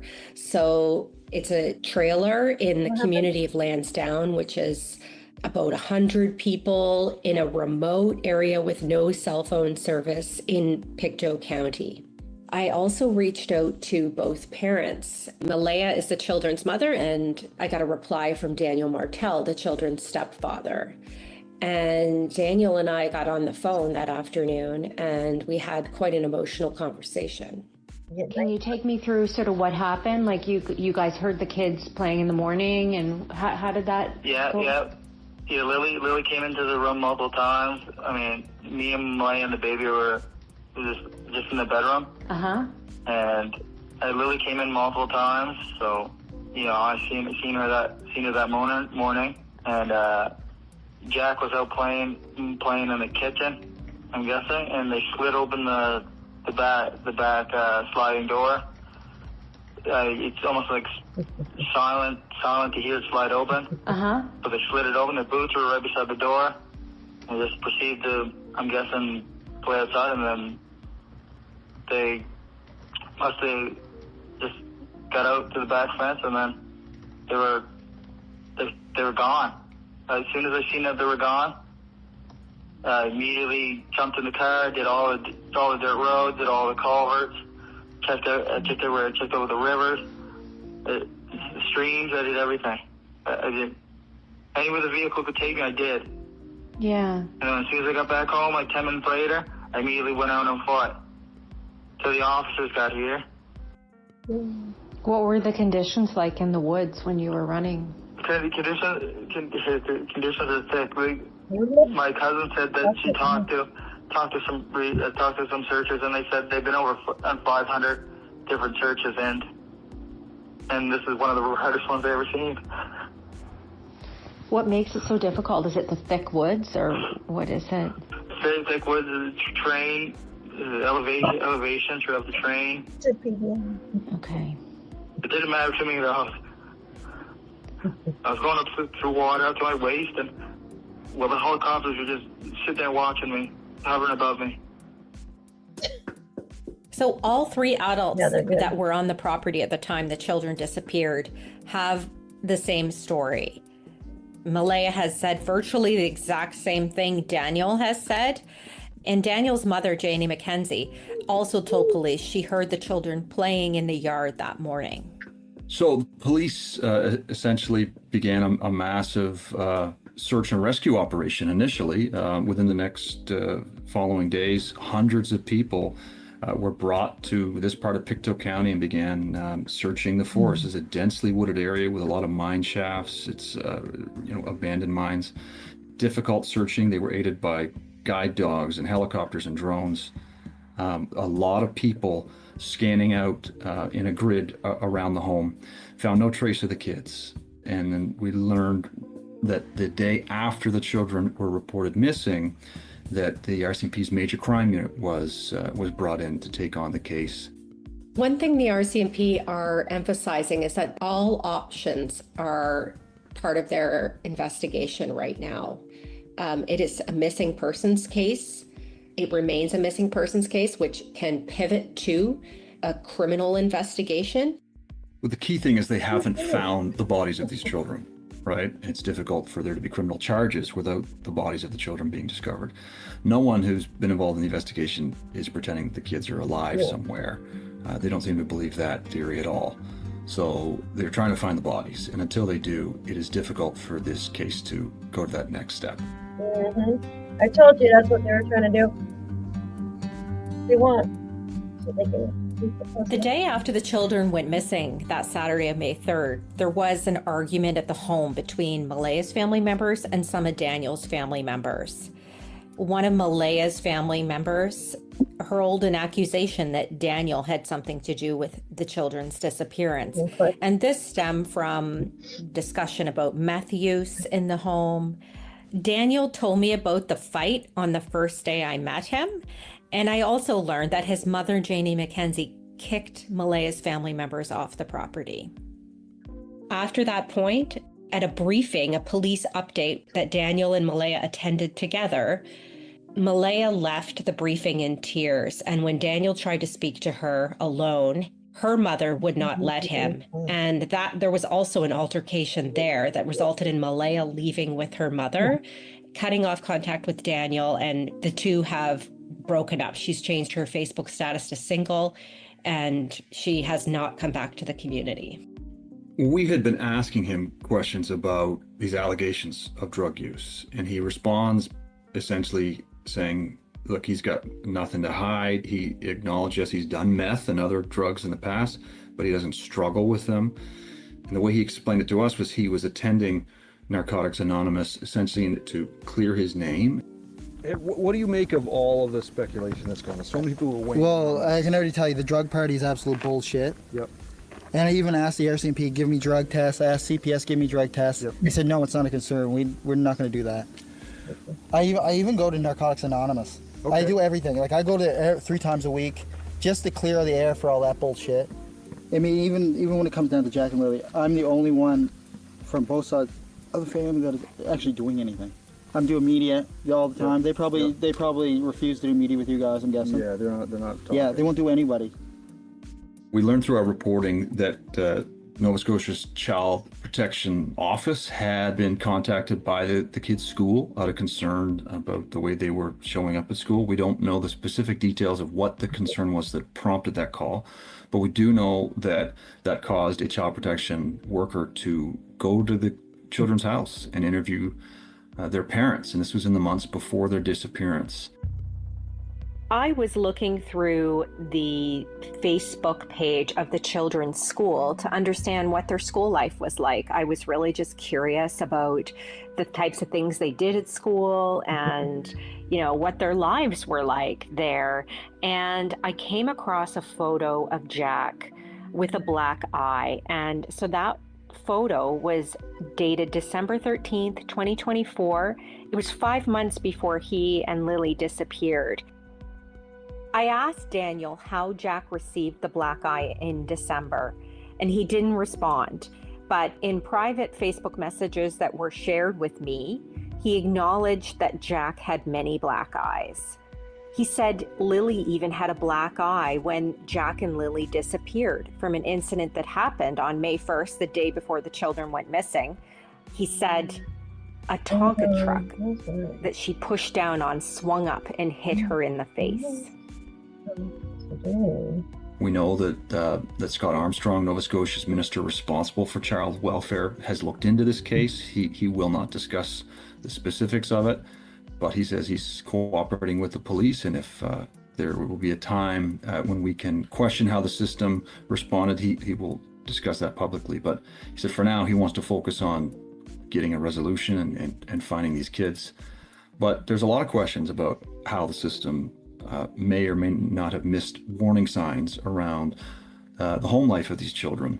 And we do know Nova Scotia is one of the few provinces in Canada that does not have a child and youth advocate.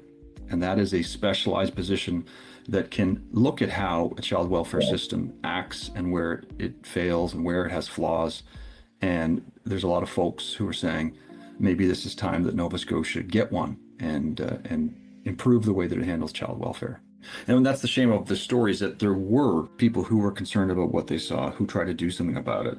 And while it's unclear how the system responded, we know that child protection officer went to the house and talked to the parents. So the system in some ways did try to act as it should, but this is happening in an environment where the child protection system in Nova Scotia appears to be very broken. So there's a lot of questions that still need to be answered about what exactly happened after that visit to the kids' home before they disappeared. Okay.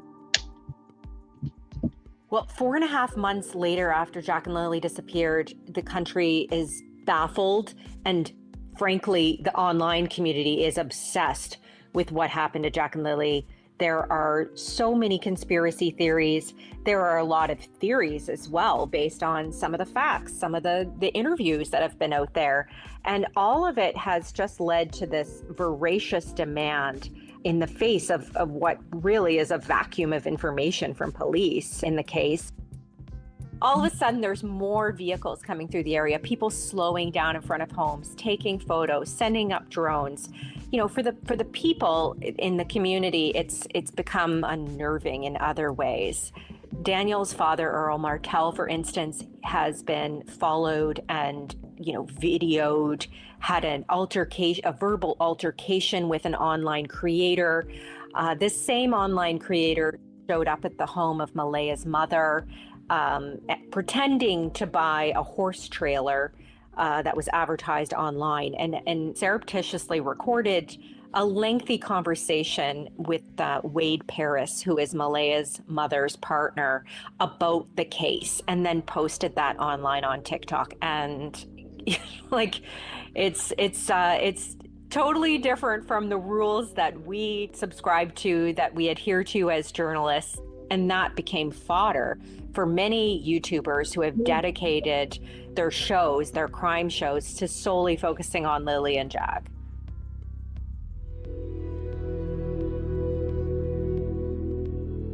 I'm so confused right now. So people are very cagey of the media and outsiders driving around looking at, the so-called crime scene, or, the scene of where these children went missing, and it's created a lot of suspicion in the area. It jeopardizes the investigation, right? People have already made up their minds. Yeah, I know. What is that like? Well, I get messages every day. People still call me child killer. You killed the children, where are the bodies? I get that every day. I can show you guys, and it's absolutely disturbing what people say. People are sending you Facebook messages? Yeah, constantly. I'm sorry, Dan. Constantly. I just ignore them. What do you want those people to know? Those folks who are reaching out to you? Are these strangers? Are these people that know you? No, they're all strangers from all over the world. It's really? Worldwide, yeah. And just sending you a message on Facebook saying? Yeah, because I always keep my messages open so anyone can message me. That's why it takes me so long to get back to everybody, because I have hundreds and hundreds of messages. And it's complicated for things for us, right? Trying to do actual reporting on the ground. Some of the folks in this community, they don't see a big difference between a YouTuber in the UK or the US and someone reporting for a Canadian newspaper. And so there is a trust that we have to build up with some of these folks, because, in their view, YouTubers and people who are, trying to get clicks for their true crime podcast, who are less concerned about getting it right and are more concerned about just drawing traffic, we have to convince the folks who are talking to us that we're doing things differently, that this is actual journalism, and getting it right is important to us. Someone's mad, nobody's working, and We'll be right back. Oh, here, let me go through this. One of the questions that kept coming up was, where is the children's biological father? And so in searching for him and his role in their lives, we found his mother, Belinda Gray. When we arrived, she was out with her sun hat on and her gardening clothes. And that's what she does all day to help take her mind off her missing grandchildren. And as soon as she saw us and I introduced myself, just tears came to her eyes. She knew what we were there for. And you could tell she's just carrying the sadness of this mystery with her every moment of the day. We haven't seen the kids in almost 2 years now. I'm sorry. That we had a pretty good relationship up until that point.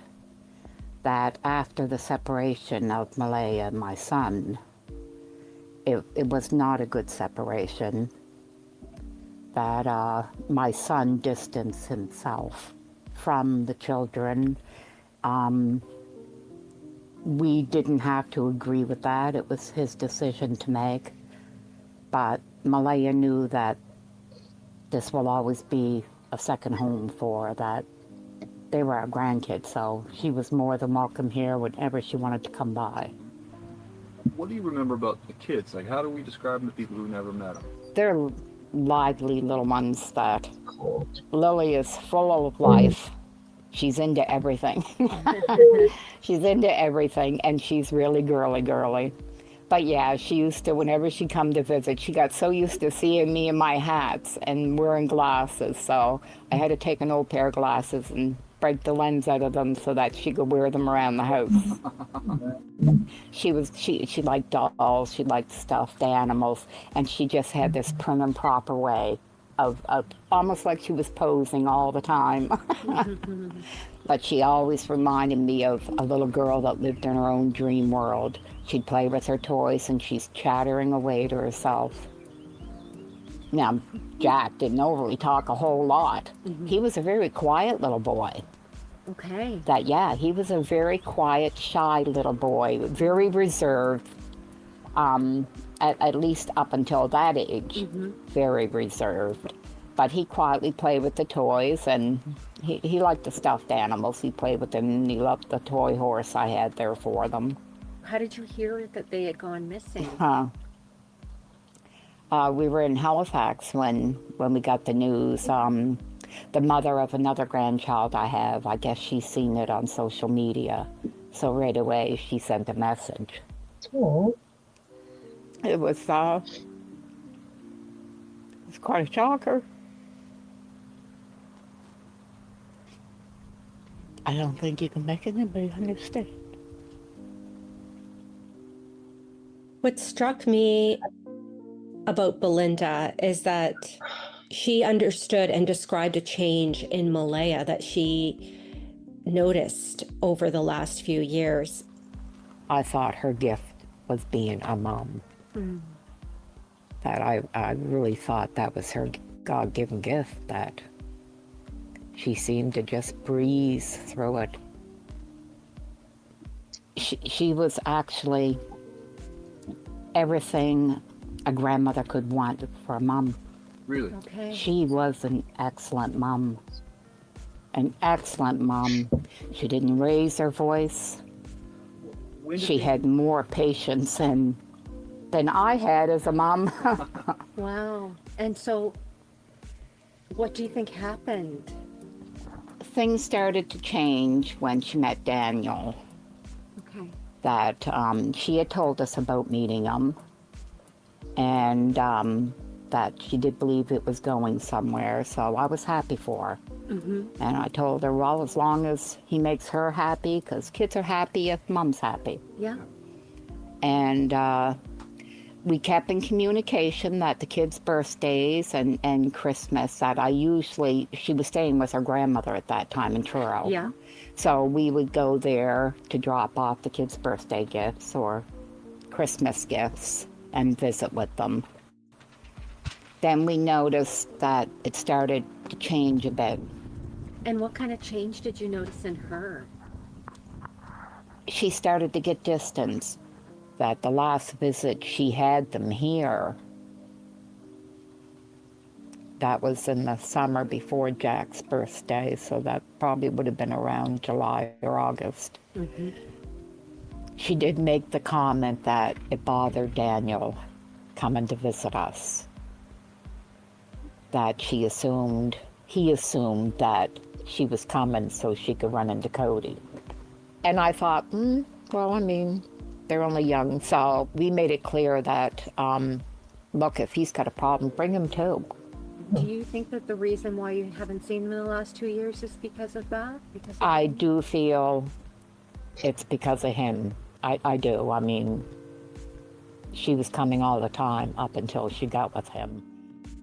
And then when she drove to the home the day after the children went missing to help look for them, she was flabbergasted at the state of the home.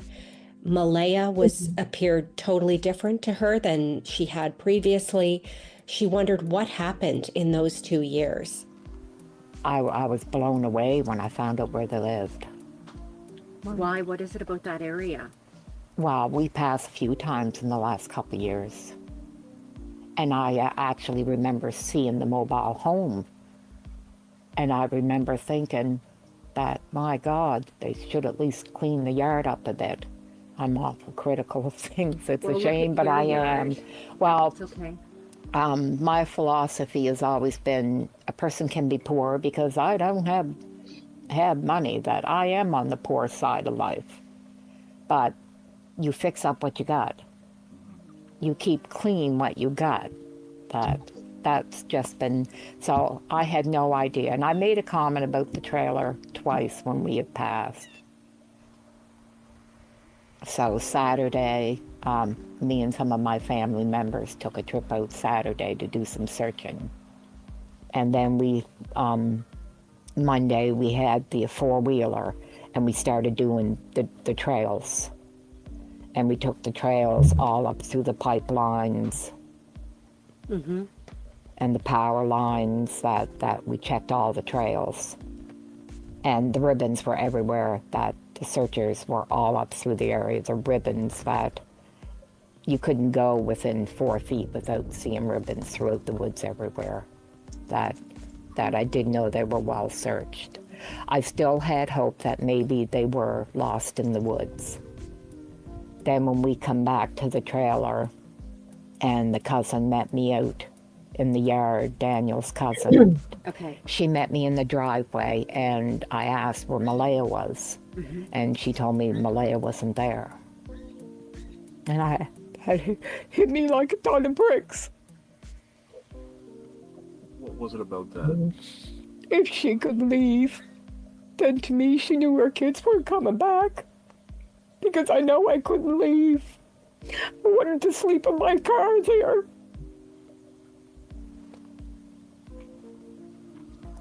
So I wanted to go home then because to me that answered my question, that she knew they weren't coming back.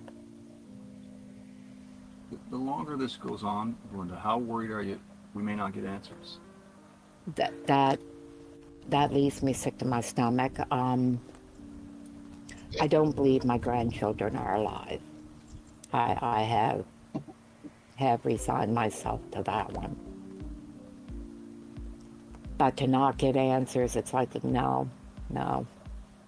There's answers out there. 2 kids just don't disappear. I'm so afraid that people will stop talking about it. They'll forget them.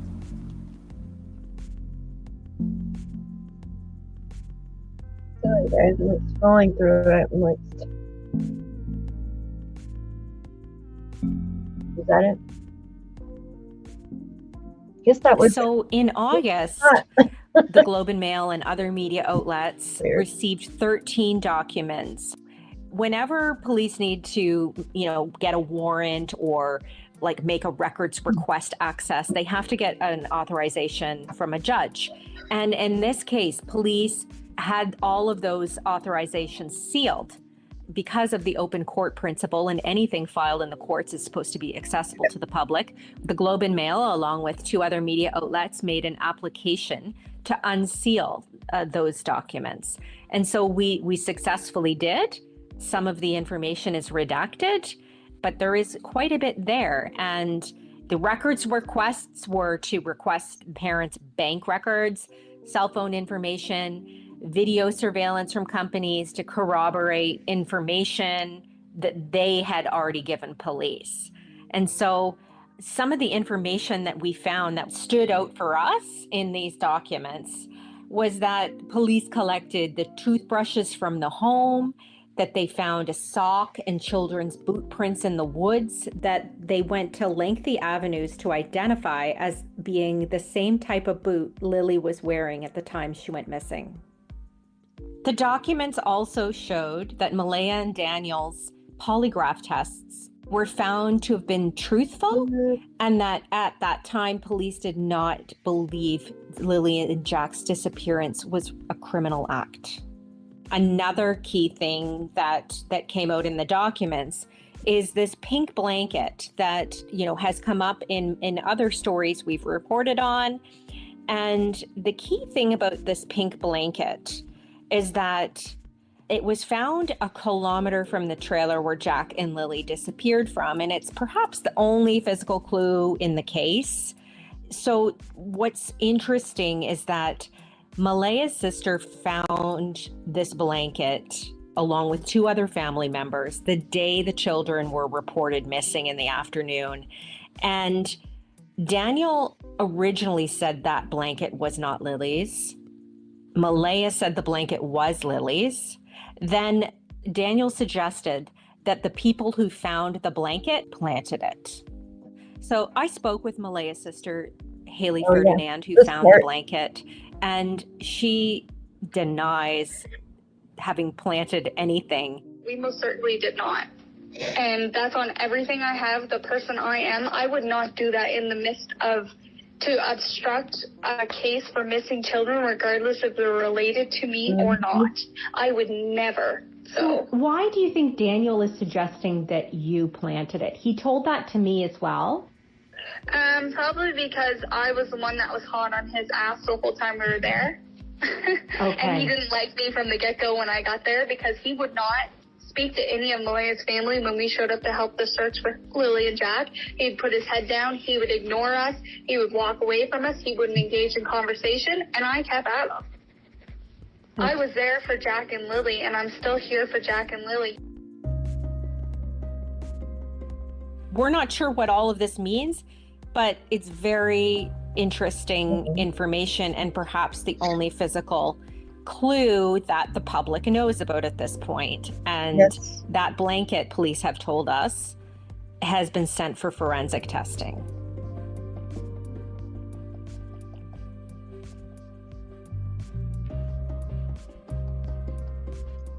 Oh gosh, I've not just gone back and forth to the community, but I've gone to many other parts of the province where people that are related to these children live. And sometimes that's just a door-knocking mission that may or may not pan out. And that's one of the challenges with these stories. You can't force people to talk.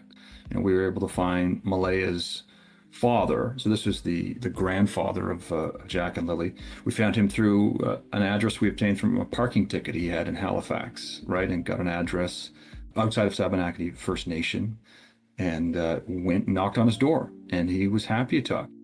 I didn't hear about this. It happened on a Friday. I didn't hear nothing until like a Sunday. Oh, geez. Yeah, I was really upset. Have you been in it? Like, if the police come and asked? Nope. Nothing, eh? Never asked me anything. What do you remember about the kids? Kids, they were happy. Yeah. Very happy. Yeah? Yes, every time I seen them. They always lived at their grandmother's in Truro. I got you, okay. Yeah, well, at their great-grandmother's. Yep. Yeah. Yep. At Patty Carter's. That's where I used to go visit. Okay. Yeah. What? Until this guy moved him away, and that was the last time I seen him. And so he took us to his mother's house, Connie Brooks, in Indian Brook. It's part of Spaganagity First Nation. So we went to her home and we saw family photos all over the wall, some of Lilly and Jack, some of Malaya as a child. Yeah. When's the last time that you got to see Lilly and Jack? I seen Lilly last year when she brought her up here. Yes, the last time I seen Lilly. Okay. Yeah, that's when they took them pictures. Okay. Yeah. Okay. Did Lilly and Jack ever learn anything about their Mi'kmaq heritage? No, because they lived off the reserve.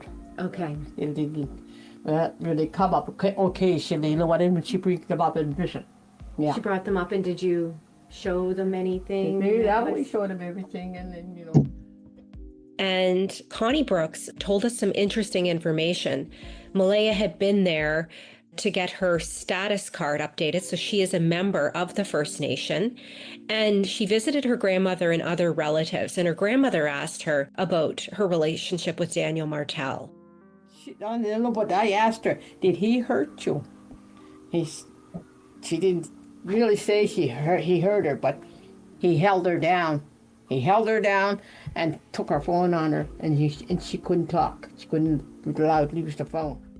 Yeah, I mean, we can't remove that. The kids, they have Indigenous heritage, and they're on their mother's side. Their grandfather is a member of the Mi'kmaq community.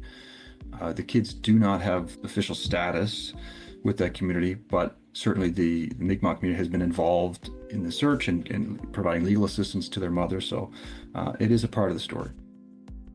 I do see the case as connected to missing and murdered Indigenous women and children because, well, for one, Malaya's father brought that very issue up to us and was wearing an orange shirt to raise awareness about missing children.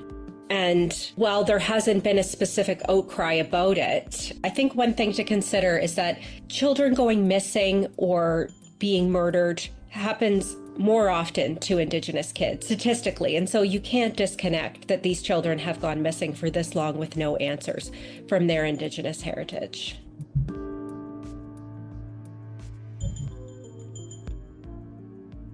We know there's still an effort to get more tips from the public. The province offered up to $150,000 as a reward for information that could help police in this case.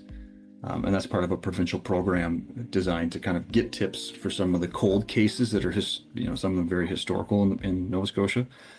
Police say, though, they have received hundreds of tips already, and they've interviewed dozens and dozens of people. I mean, they are getting information, but so far, the kids still remain missing, and nothing has been able to be that breakthrough piece that they really need. All right. We are still very much on this case. The school year has started back up. The children are not in their seats on the school bus. They're not in their classrooms with their peers. There's still a lot of questions, and Greg and I plan to continue pressing for answers. All right, guys, that was really long. For some reason, I didn't realize it was so long. I looked at it and saw 33 minutes, but I'm like, wow, that seemed like it was like an hour long. I'm so sorry. I didn't realize I didn't want to cut it off in the middle. And I thought it was new because it's posted on the new article that just came out. But then after listening, I'm like, wait a minute, I've heard this before. But I know some of you said that you haven't heard it. I posted a link in chat that goes directly there. You have to be a subscriber to the Globe and Mail. It's only like $1 or so it's not much, right? Thank you, guys. Thank you, Haley. Yeah, it's not much at all. What happened, Mohawk? Sadly, it's the percentage of the native. Yeah, it is very sad. They have the oh gosh, what is it? The missing they're actually helping with Jack and Lilly's case. Hold on, let me pull it up. It's they have their own channel too. I'm going to show you guys in just a second. Let me get this off here. And then I got to show you something else too. Give me just a second. My brain can't do like 2 things at one time, I guess, anymore. Hold on one second. How do I get that off? Good grief. There we go. All right, we'll put that on. Oh, I don't know what I just did. Okay, whatever. Let's go to this right here. I want to show you, and if anybody wants this, I can send it to you. So I made transcripts of everything, like of all of Janie's voice messages. Hi, Mr. Hemi. I made transcripts of all of Janie's voice messages and like pretty much everything that's in Wade and Tent's conversation. I have a transcript of that too, because I think it's easier to follow if it's in words, and you can search for the word too. I want to show you something real quick though. Freaking heck, where did it go? No, it's not there. Janie's transcript right here. I want to show you when Janie was talking about the neighbor real quick, okay? There we go. Can you guys see this? What happened? The band I belong to, the women have less rights than the men if you marry a non-native person. The women have less rights than the men if you marry. Oh, wow. Yeah, because they don't want you going out to, like, yeah, I understand that. Non-native person. Wow. That percentage changes from band to band. Daphne, you are so thorough. Oh, thank you. Thank you. I try. I feel like I'm not on my game tonight, though, because I'm so tired. I'm still, like, trying to get better. I've been, like, ugh, for the past couple days. Few days, actually, no. All right, guys, let me go through this. Which one is it? There are, like, 10 of them up here. Where's Janie's thing? Right there. All right. So I just put a neighbor, and she talks about the neighbor a couple times. Okay, so first off, okay, she says there's something else I have to clear up about the ATV. The ATV has not been on this property in the last 5 years or so due to because my neighbor, which I am not going to mention, which now we know who that neighbor is. It's Brad, not Justin, okay? And he is known for stealing property. And that was one of the things that I did not want him to take. And I also want to mention, too, someone, I can't tell you who, has broken in when Daniel and I were away, has broken into our trailer and has taken a few things. I'm not going to say what they are, but they've taken a few things. And this has all been reported to the investigators, she said. And then she goes on to talk about the drones. Okay, let me go to the next one. This one talks about her going up to search by his property. Janie said, okay. Somebody asked about an old church or something around there. Now, there is an old church around there, but it's not like that close. It's oh my gosh, here, you can help me out there, mods. You know the old church I'm talking about, right? That's close to their house, right? It's oh my god, I was just looking at it. Here, mods, you know the name of this old church. I know you do. Hold on, let me look. Now I gotta go look it up really quick. It's the White Church, guys. White Church. What's the name of that old church? It's the, right here. Got it right here. Give me just a second. I'm going to pull up the name of it if I can get it to stop moving. Middle River Presbyterian Church. Okay. Because somebody asked about an old church. And there is Middle River Presbyterian Church. And then I believe there's another one, right, guys? The St. Andrews. Doesn't St. Andrews have a church, guys? St. Andrews. Thank you, Shan. It's right in front of me. Okay, so she said there's no church around them. St. Andrews is pretty close, though, right? Think about it.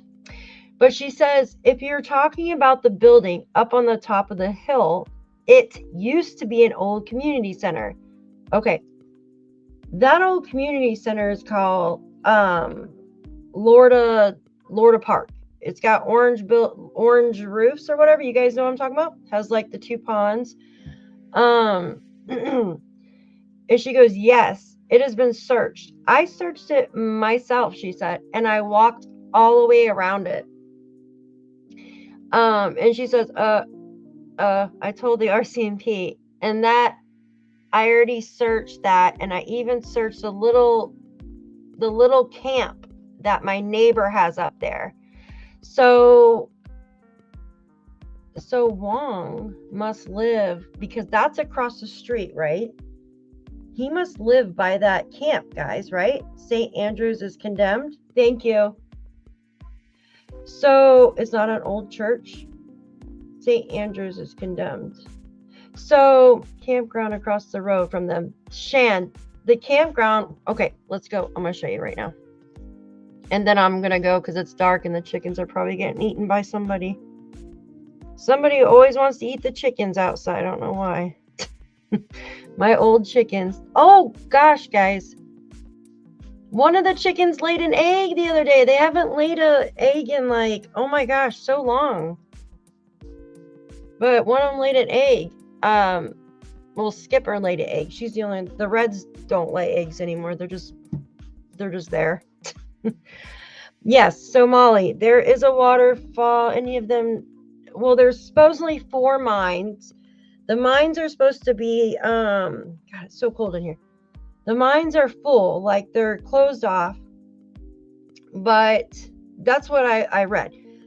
But there's a pipe that, I don't know how big the pipe is. Can anything fit in there? Like, you know what I mean?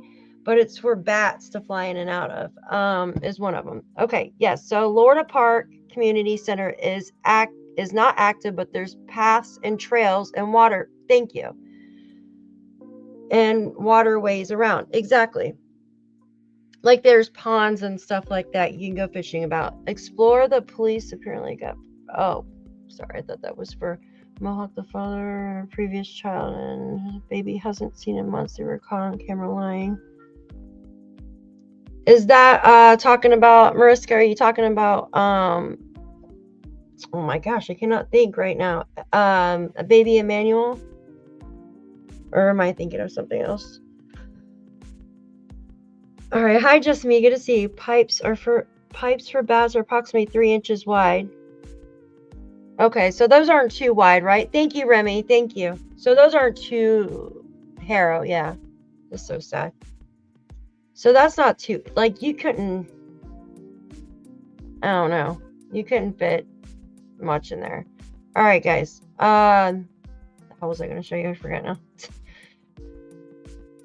All right, everybody can see my map, right? Let's go. All right.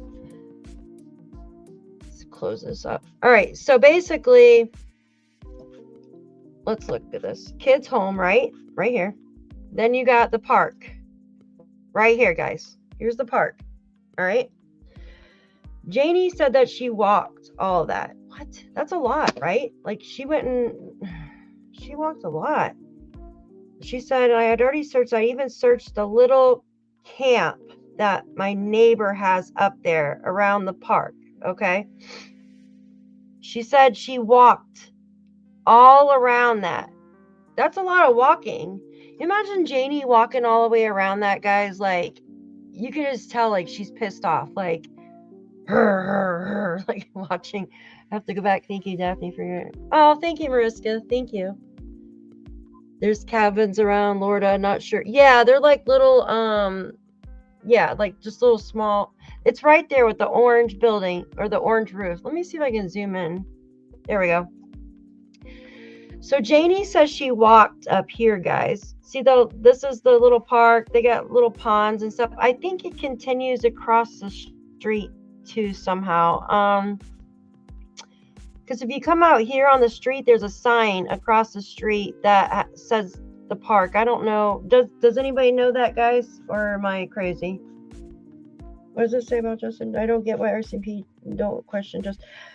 I'm not sure. They might have Osprey. I just, it's really odd that he's like keeping quiet, right? Maybe he'll be the next one to speak out. Who knows? It seems like they're going in order, right? Like somebody new every couple weeks. So, oh, thank you so much. You're amazing. Thank you. I really appreciate you. Thank you so much. I need to get a clapping thing. Here, do I have something? So when people do super chats or super stickers or whatever. Here, let's see if I have something I can make. I have the Janie noise I could play. Well, that probably like drive you crazy. Hold on. Here, hold on 1 second. All right. Here we go. Thank you so much, SLT Thomas, for your super sticker. Thank you so much. All right, we can do this one. That's awesome. I like that one. So do you guys think Janie walked all that way, guys? Like that's pretty far, right? That's a lot of walking. And then the neighbor must live right there, like the other neighbor, right? He must live somewhere in here. Because she said the neighbor has camps or cabins over here. And remember, he said he lived across the street. So I'm just curious. Or that one could be Justin, actually. No. Huh. So it must be, because there's Matheson West Road. Huh. Now I'm going to have to look into this, guys. I'm really confused with myself now, I think. Thank you so much. Here, I got another one for you. Hold on. Let me see if I can do this real quick. Hold on. Let me remove this. All right, you guys. You better not have to go to the bathroom because I don't want you to pee your pants. Hold on one second. I might remember how to do it. All right, hold on. There it is, I think. I think that's it, right? Nope, that's not it. Shit. Damn it, how did I do that? I'm trying to play Janie's, one second. All right, I think that's it right there, actually. 717, yep. All right. Hatched for an hour, and I'd still sell you in for a smoke. Come on back to my place. I want you to look at a urine sample. I think it looks cloudy. It's been so long since someone touched me. Oh my God. That is Janie. She's probably like, what the friggin' heck? All right, guys, I'm going to get off here for the night. I had to leave you guys with that. Sorry. Look at their face. I got to get more of these clips, right, guys? Oh my gosh. I got to get more of these clips. I don't have any little funny things on there.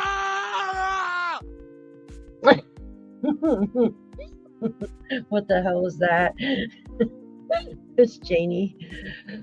Thank you guys so much for hanging out. I appreciate you.